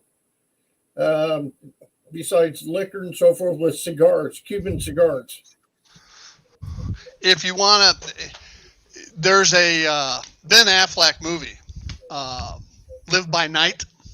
Okay, if you have never seen it, watch it. Okay, it is an excellent movie, and it takes place primarily in Ybor City, and the tunnels play a key part to that movie, and I don't want to be a spoiler. So, what was the name of the movie again? Live by Night, Ben Affleck. Okay, let's look that up. Well, normally when you talk about Miami, Jeff, you talk about Metro-Dade County. All right, and Fort Lauderdale is not in that county. I think it's Broward, or something like that. All right, so it's really not considered part of Metro-Dade County or Metro Miami, because you could say that for 100 miles going north, because it's nothing but towns, you know, from Homestead, south of Miami, all the way north to somewhere around Vero Beach, maybe West Palm. I know it goes past West Palm. So anyway, I would not consider Fort Lauderdale as part of Metro-Dade County, but that's just. We have a bridge that's called the Bridge to Nowhere. Whatever it is, it runs from Fort Smith north to Bentonville and up in the northwest part of the state. I don't know what interstate that's called nowadays. It could be 49. I don't know. But yeah, that's the tunnel I was thinking of.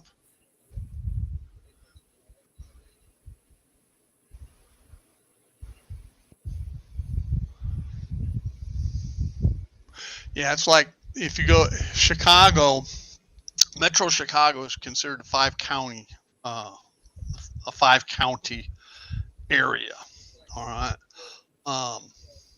Let's see, and perhaps the people of Miami consider that way too, but I've never considered Fort Lauderdale part of Miami because there was a separation at one point. But anyway, 5 counties for Chicago were, of course, Cook County, where Chicago is.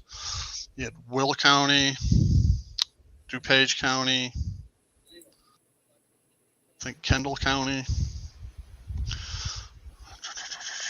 One more, I'm missing one. Anyway, whatever.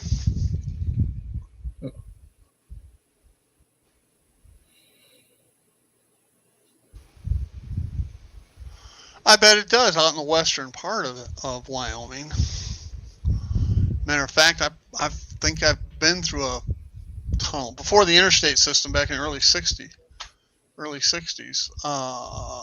driving between Mount Rushmore and Yellowstone. I think we went through more than one tunnel.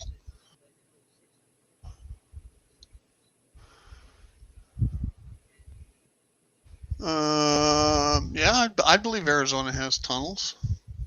Any place that has a mountainous or rough terrain. I was going to say, I think every state. Alaska's got some really good tunnels. Oh, Green River, okay. That's western Wyoming. I know the Union Pacific Railroad goes through some tunnels out there by what's the canyon? Echo Canyon. I think on the east side of Echo Canyon, or is it the west side? I don't remember.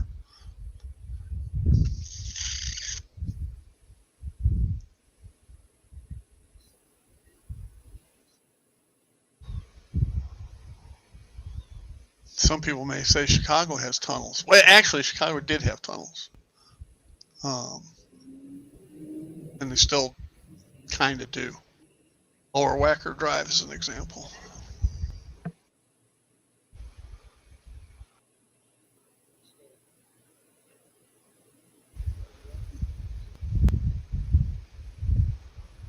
We have kind of a famous tunnel out here in the desert. This Oh, yeah? old prospector working out in the desert, they found a lot of gold and silver. And to get it down to the railroad, it had to cross over the mountains. And, you know, this was back late 1800s, early 1900s. So this guy got the idea that he would dig a tunnel through the mountain. And he did it by hand. Probably used some explosives, but mostly just pick and shovel. Spent something like 30 years digging through the mountain. Wow. And by the time he got done, the railroad had already laid track and come around the other side of the mountain. So it was totally useless. The Chicago had some trolley tunnels back turn of the century. That ultimately the grade up and down grades were too steep, and they were abandoned. Now they go either subway or the L, which is still the subway and L is basically the same thing in Chicago. They're interconnected. And I forgot whose live stream was talking about the tracks in Chicago, and they're called the EL for elevated tracks. And the loop, which is downtown Chicago, is everything inside the loop of the L.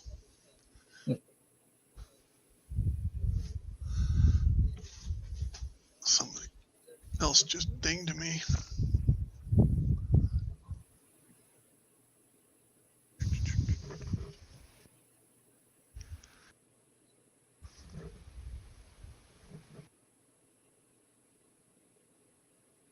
Did you send me this? Yes. The Burrow-Schmitz tunnel? Okay. That's the one. That's the one the guy dug by hand. Spent almost his whole life, or a good portion of it. Only his idea was that he was going to charge like a toll for the miners to haul their ore through his tunnel. But by the time he got finished, it wasn't needed anymore. Huh.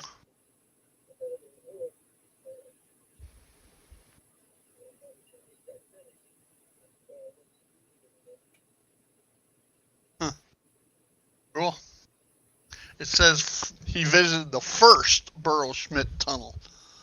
So there must be more than one. I don't know. I've been in it. It goes a long ways. I mean, it's a distance. And it doesn't come out at the bottom of the mountain. It's kind of just a shortcut through the top half of the mountain. Yeah. So you come out the other end, you're looking down. You can't see Los Angeles. There's a couple more mountain ranges, but Jeff, that is Jeff's asking about the trains that run under Millennium Park. It's not a tunnel. That is the old Illinois Central Van Buren Street station. It was a freight yard and train station for years and years. When I was a kid, it was still being used for freight and the Illinois Central and South Shore and a couple others. But they actually built Grant Park and Millennium Park over the top of them. Okay. So I would not classify it as a tunnel, more like the parks were built on a bridge, so to speak. And there's still a part of that that's exposed to this day. You can look it up on Google. I got some great old pictures of, as a matter of fact, let me, I'll bring one up and I'll show you what Jeff is talking about. I have a picture from like the late 50s. Bum,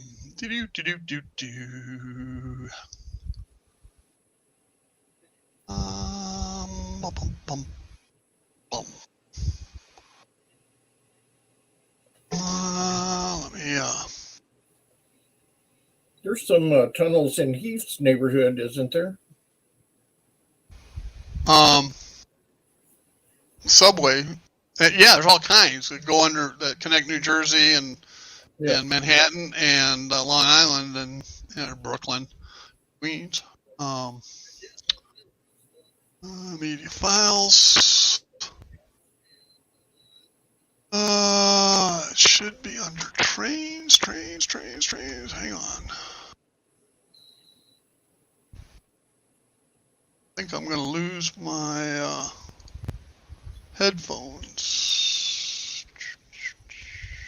Right here.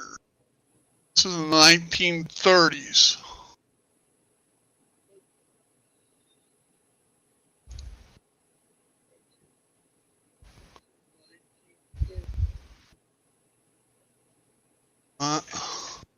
This is actually south of what Jeff was talking about, but it goes up north into that area. And here's a better one. Steve, I'm going to step out. That way you have more room on your screen for your viewers, but I'll be here. I'm not going anywhere. All right. All right. Step away. All right.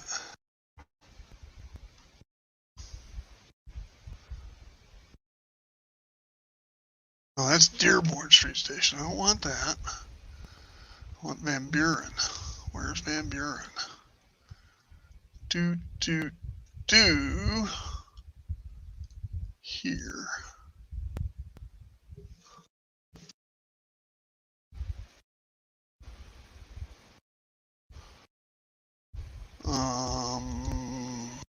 Rotate this. This picture was taken in the mid 50s, right around 56-ish.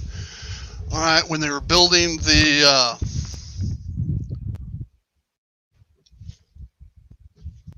come on, flip around. Oh, there we go. When they were building the Prudential building, okay? And if you look right there in front of it, that's Van Buren Street Station. And those tracks still exist today, but they're covered over by Millennium Park.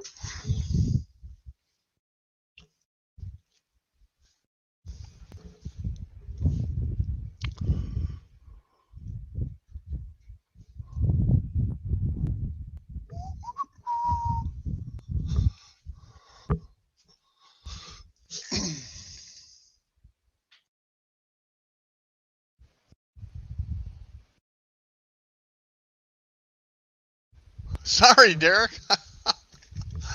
I didn't start a new stream. This is the only one I started. How there got to be a second one, I don't know. So that's what you were talking about, Jeff. Yeah, the museum district. Yeah, it was the Field Museum, which is Museum of Natural History, on that first slide to the right. All right, and then off picture to the right of it would have been the Shed Aquarium, and further down the parkway out into the lake is Adler Planetarium. The Chicago Art Institute would be just to the left of this picture. All right, because actually the two buildings of the Art Institute, part of the station goes underneath the Art Institute. okay, which is on Michigan Avenue, whereas the Field Museum is and Shed Aquarium are off of Lakeshore Drive.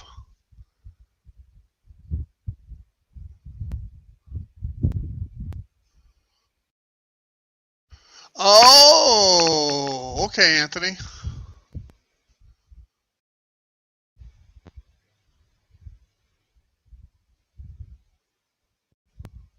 Yeah, because on the first one I've never scheduled a stream before, and I didn't do it right. The first one I didn't do right, so I deleted it. All right, according to StreamYard, I deleted it, but apparently it did not delete off of YouTube. So, all right, my apologies.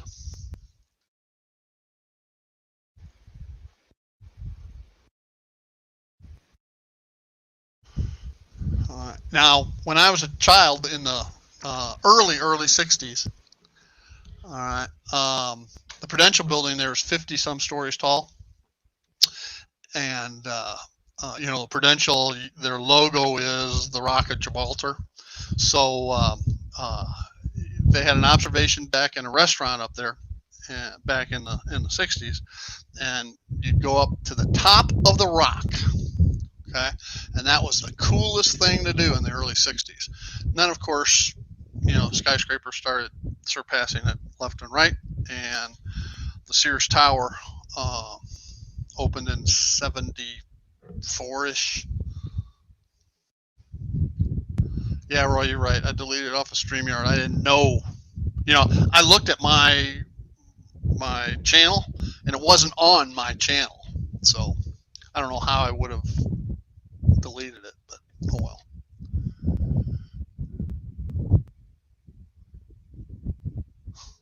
It's still active over there? Huh. Huh. I'll have to go over after a bit and fix it.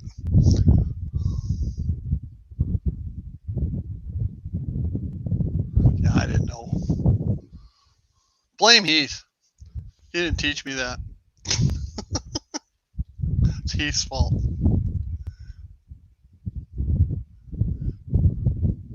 Nah, a true Chicagoan will never, ever call it the Willis Tower. All right? That's kind of like putting ketchup on a hot dog. A true Chicagoan would never do that either. It's okay to use ketchup on other things, just not on a Chicago dog. I see I have a private chat too. I'll have to look at it. Ouch. Oh, it's Lynn.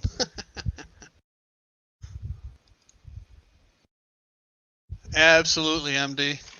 Absolutely.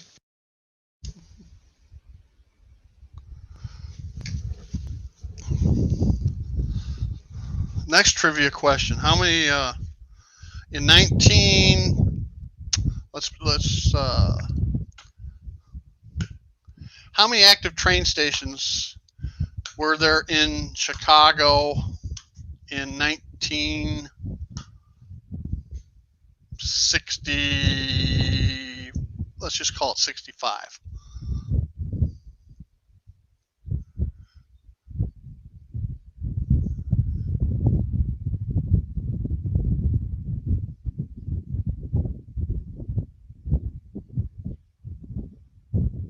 Well, now you know why the hot dog vendor didn't have ketchup, Jeff. Never on a Chicago dog. It's funny because we have a Portillo's, and Portillo's is a Chicago standard, all right, for Italian beef, Italian sausage, meatball sandwiches, Vienna beef hot dog, Chicago Vienna beef hot dogs, and we have one here in Tampa Bay.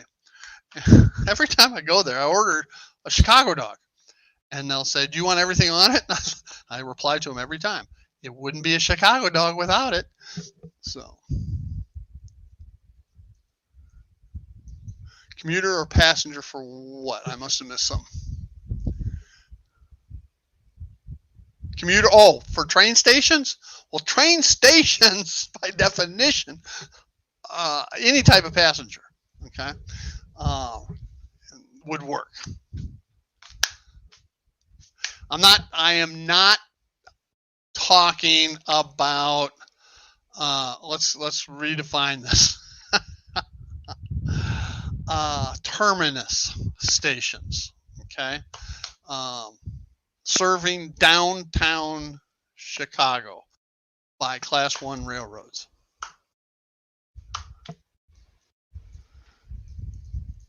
I'm not talking about L stations or commuter stations out in the suburbs or anything like that. Metra is a not a station. It is a conglomerate of it's a regional rail authority. How's that? Commuter authority. And it's fine to put ketchup on a hot dog, just not a Chicago-style hot dog. I'd never put it on an Italian sausage.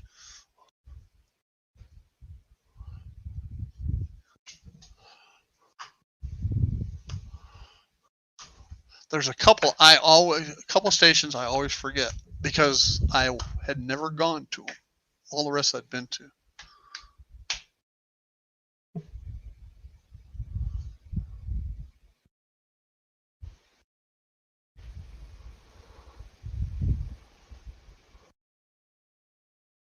I guess I can get rid of that picture now, huh? Boom, boom, boom.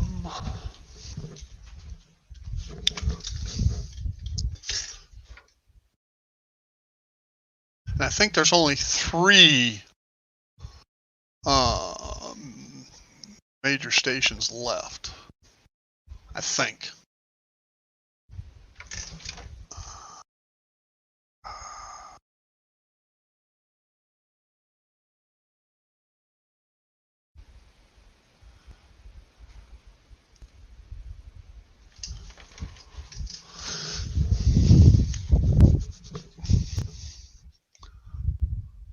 No ketchup on brats. Mustard. Put mustard on a Chicago dog too. I like mayo on a mushroom Swiss burger.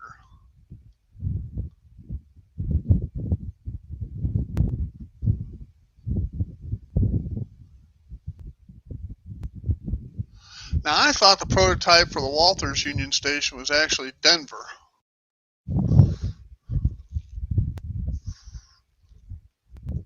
I'm not saying it was, that's what I always thought.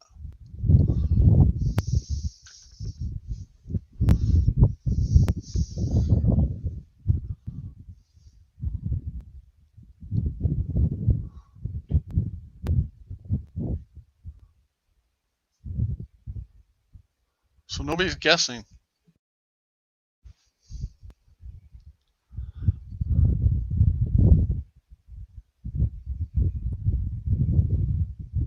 Okay. I'm not saying you're wrong, Jeff. I didn't know. I thought it was, just thought that it was Denver.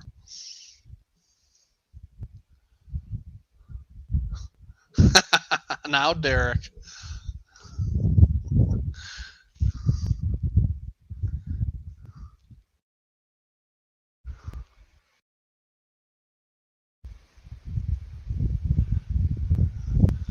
You're welcome to try it out, Derek, if you got enough money to buy one of my koi.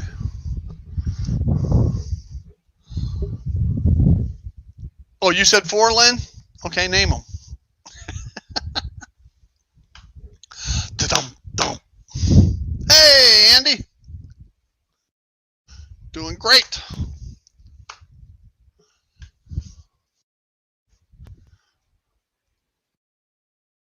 And then once you name them, then you got to tell me what railroads they serviced. Ha, ha, ha, ha, ha.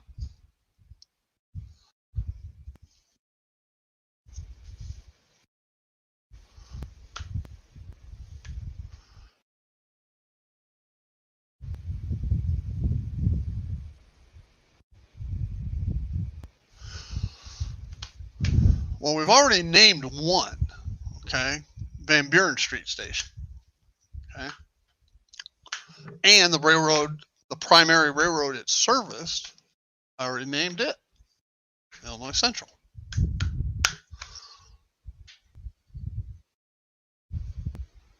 All right, John. We'll see you Sunday.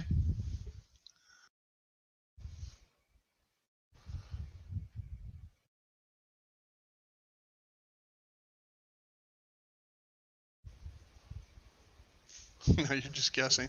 All right, here's the ones I know about. There was Grand Central Station, which I never went to, and it closed in 1969. Primary railroad in it was the Baltimore, Ohio. Yes, Roy, I do live in the Sunshine State, but I grew up in Downers Grove, Illinois, a suburb of Chicago. And I'm old enough that we took the train most places, not the airplane. All right, places we didn't drive to. All right, so, and actually I went to college in Iowa at Iowa State University. I have a degree in transportation logistics after majoring in architectural engineering for 3 years and deciding that isn't what I wanted to do. And I progressed my way up through corporate America. Worked for one company for over 20 years, and I was its risk control manager. I was the safety director, so to speak. And someday, when we're not online, Roy, I got a question for you.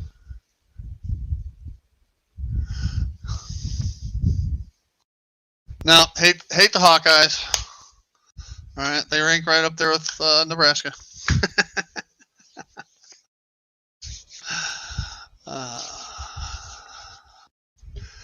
Anyway, let's get back to Chicago stations. Van Buren Street Station, primary railroad was Illinois Central. All right. You had the Dearborn Street Station. And I don't know if anybody here recalls a MASH episode where Hawkeye was changing trains at Dearborn Street Station, and there was a barbecue place across the street, and it was named Adam's Ribs. And that place actually did exist. Okay. It wasn't right across the street, though. It was down a block and over, something like that. Primary railroads there, Santa Fe. I know Grand Trunk Western went in there because we took that to Michigan a lot. Then Dearborn Street after Dearborn Street Station, there's LaSalle Street Station. The Rock Island went in and out of there. And don't get me wrong, other railroads also went in and out of these places as well. I'm just naming a primary. I think I mentioned Grand Central, and that was Baltimore, Ohio.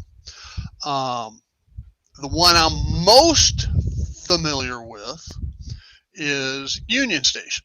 And anybody that saw The Untouchables with Kevin Costner and Sean Connery, and the railroad scene where the baby goes bouncing down the steps, that's Union Station in Chicago.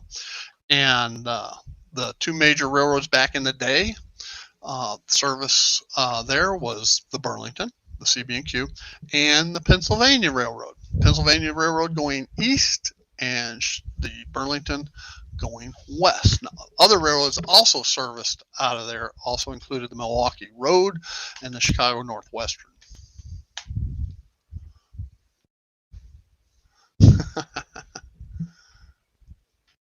Yeah, radar. As a matter of fact, my pledge son in my fraternity house was from the same town as Radar O'Reilly.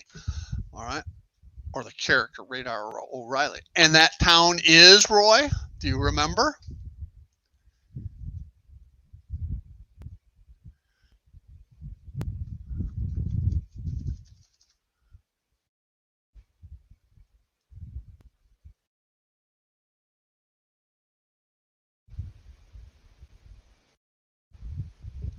Oh, yeah? Huh.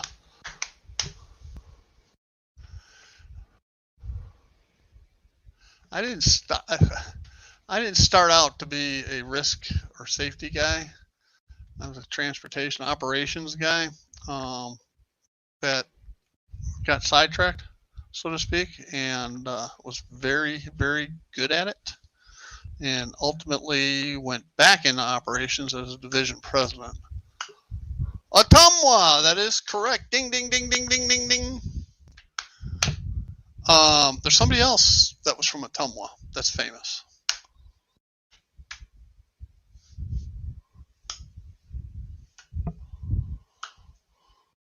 At least I think he was from there. And that is Tom Arnold.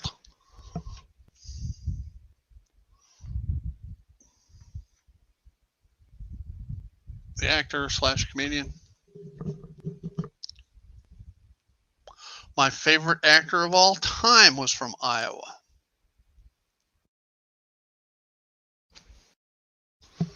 Winterset, Iowa, to be exact.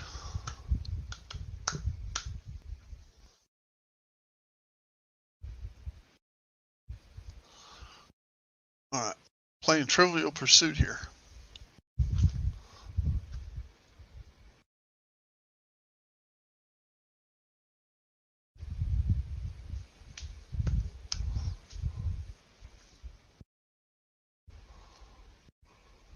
Exactly, Jeff. Marion Michael Morrison, aka John Wayne. He's from Winterset, Iowa.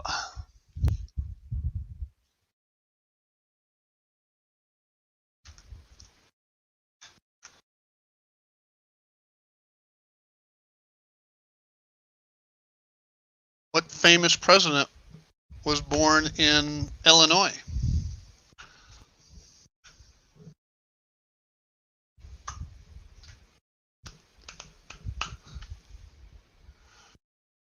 I have no idea, Roy.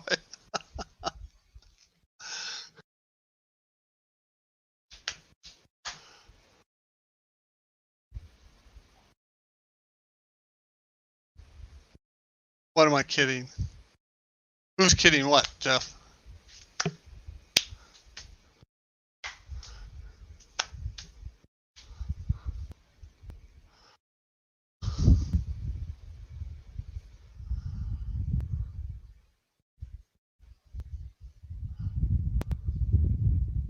A character from Miami Vice?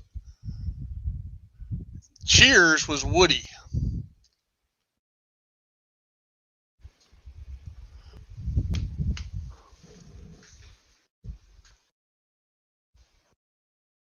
No, Lynn, you are wrong. That's what everybody thinks. Lincoln. All right. He was not born in Illinois. He was actually born in Kentucky and raised in Indiana. He did not. Illinois was his adult home. Nope, not Woody. Was it Coach?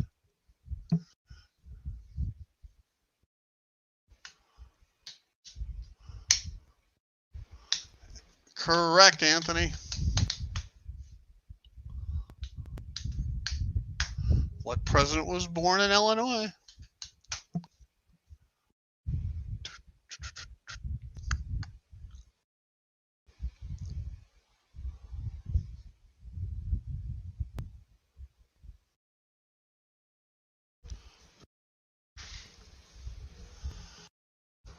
Yep, Derek's right. Ronald Reagan. Born in either Rochelle or Dixon, I can't remember.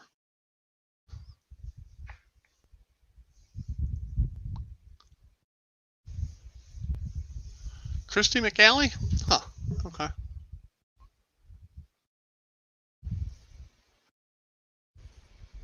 didn't know Don Johnson was. Now you said character. All right.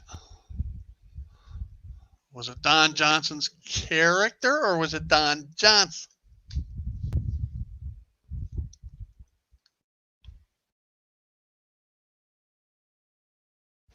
Dorothy Gale, that's who I'd say.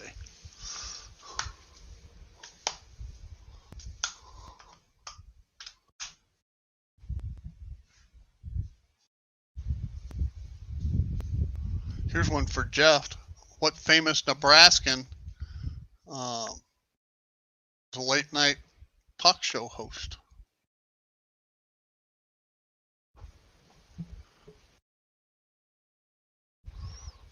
No, I'm not talking about Penny from Big Bang.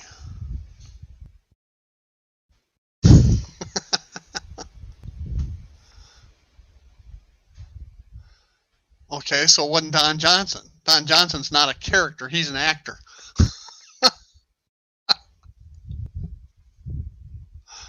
That's what I thought you said.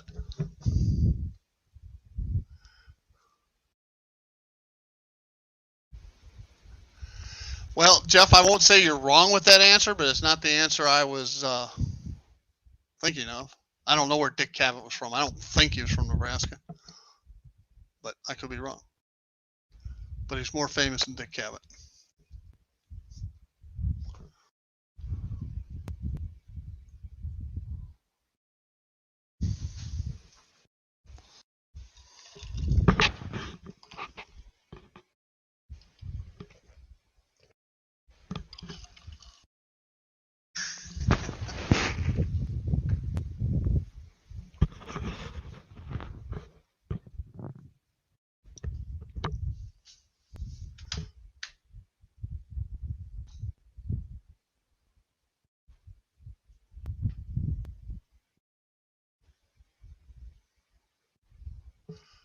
Lynn, you would be right. Johnny Carson was from Nebraska.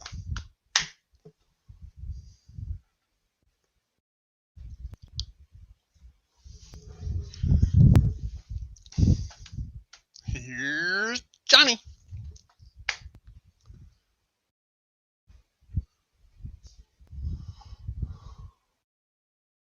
Instead of matinee modeling, we're going to call it matinee trivia. You said it first? Oh. Oh, yeah, you did. Just before him. I missed that. You said Johnny. He said Carson. So, neither of you got it right. Could have been any Johnny. Could have been any Carson.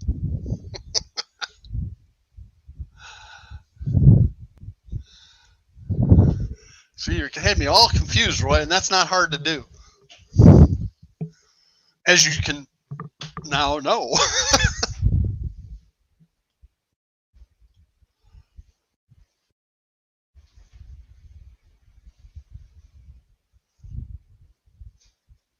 Yeah, that is pretty cool, Andy.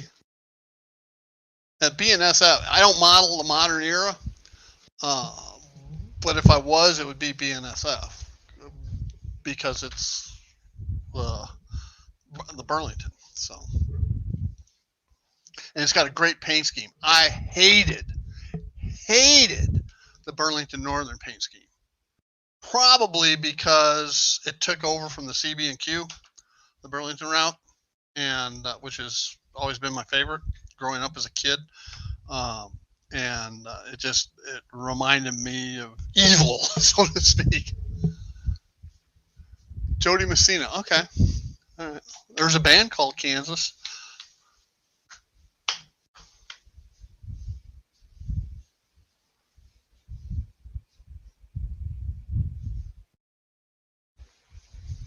That's right. I knew Henry Fonda was. Didn't know about Fred Astaire or Marlon Brando.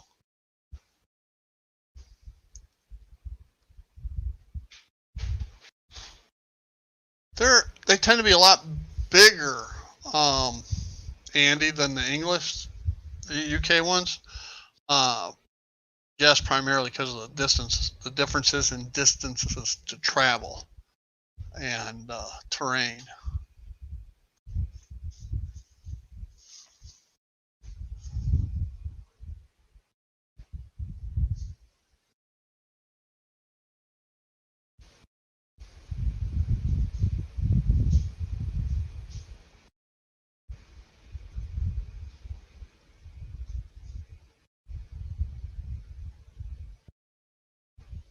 See, Roy, you're doing it to me again. Confusing me.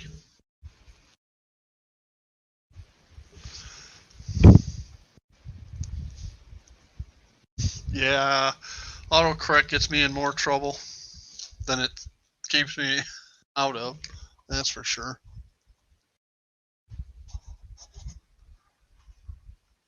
Hey, Anthony Dodge, you still here? I have a question for you. You're still here.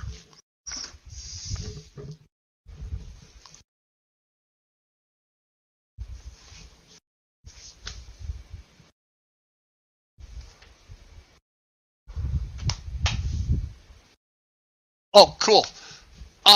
Did you retire already? Because I've seen you on during what I thought would have been school hours.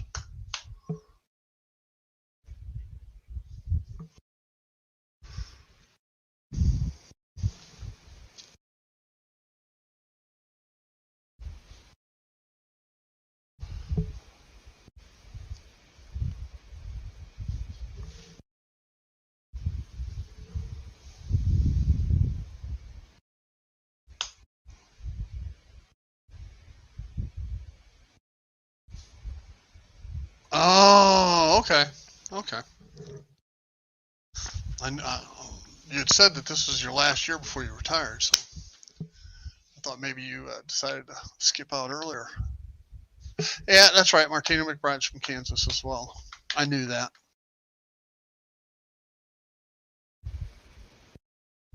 Joe Walsh was from Kansas? Or did I miss something? I like him a lot better in James Gang than with the Eagles. Of course, that'd be way before most people's time.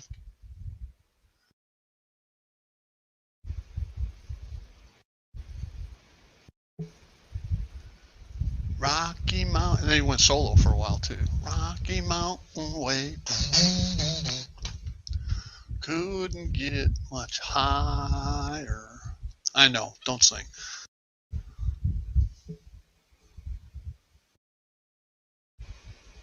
All right. Matt Clark Christmas special. Nellie's Pass. Is Nellie's Pass going to play a part? I like Nellie's Pass.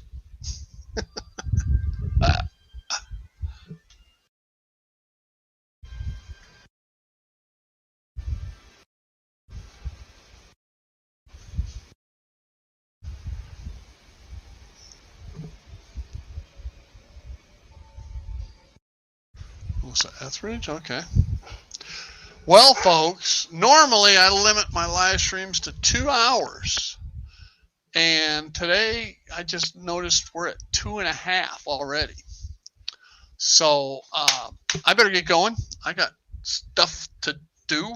And if I get my dog walked early, I'll be on Anthony's live stream, which with the time change coincides with our neighborhood doggy get together now, so I end up missing it. So anyway, hey everybody, I want to thank you for joining me here for Matinee Modeling, and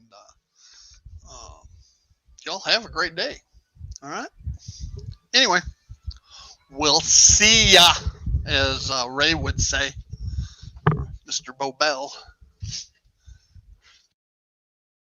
Did I get the lift out working? It was always working, Roy. Did I get the lights working? Yes. I tested the second one, and it works. I just got to hook it up, and I didn't want to dive underneath there again during the stream. So anyway, hi, and Andy, Jeff, Anthony, Lynn, Roy, of course, Anthony, and everybody else. Y'all have a great day. Bye now.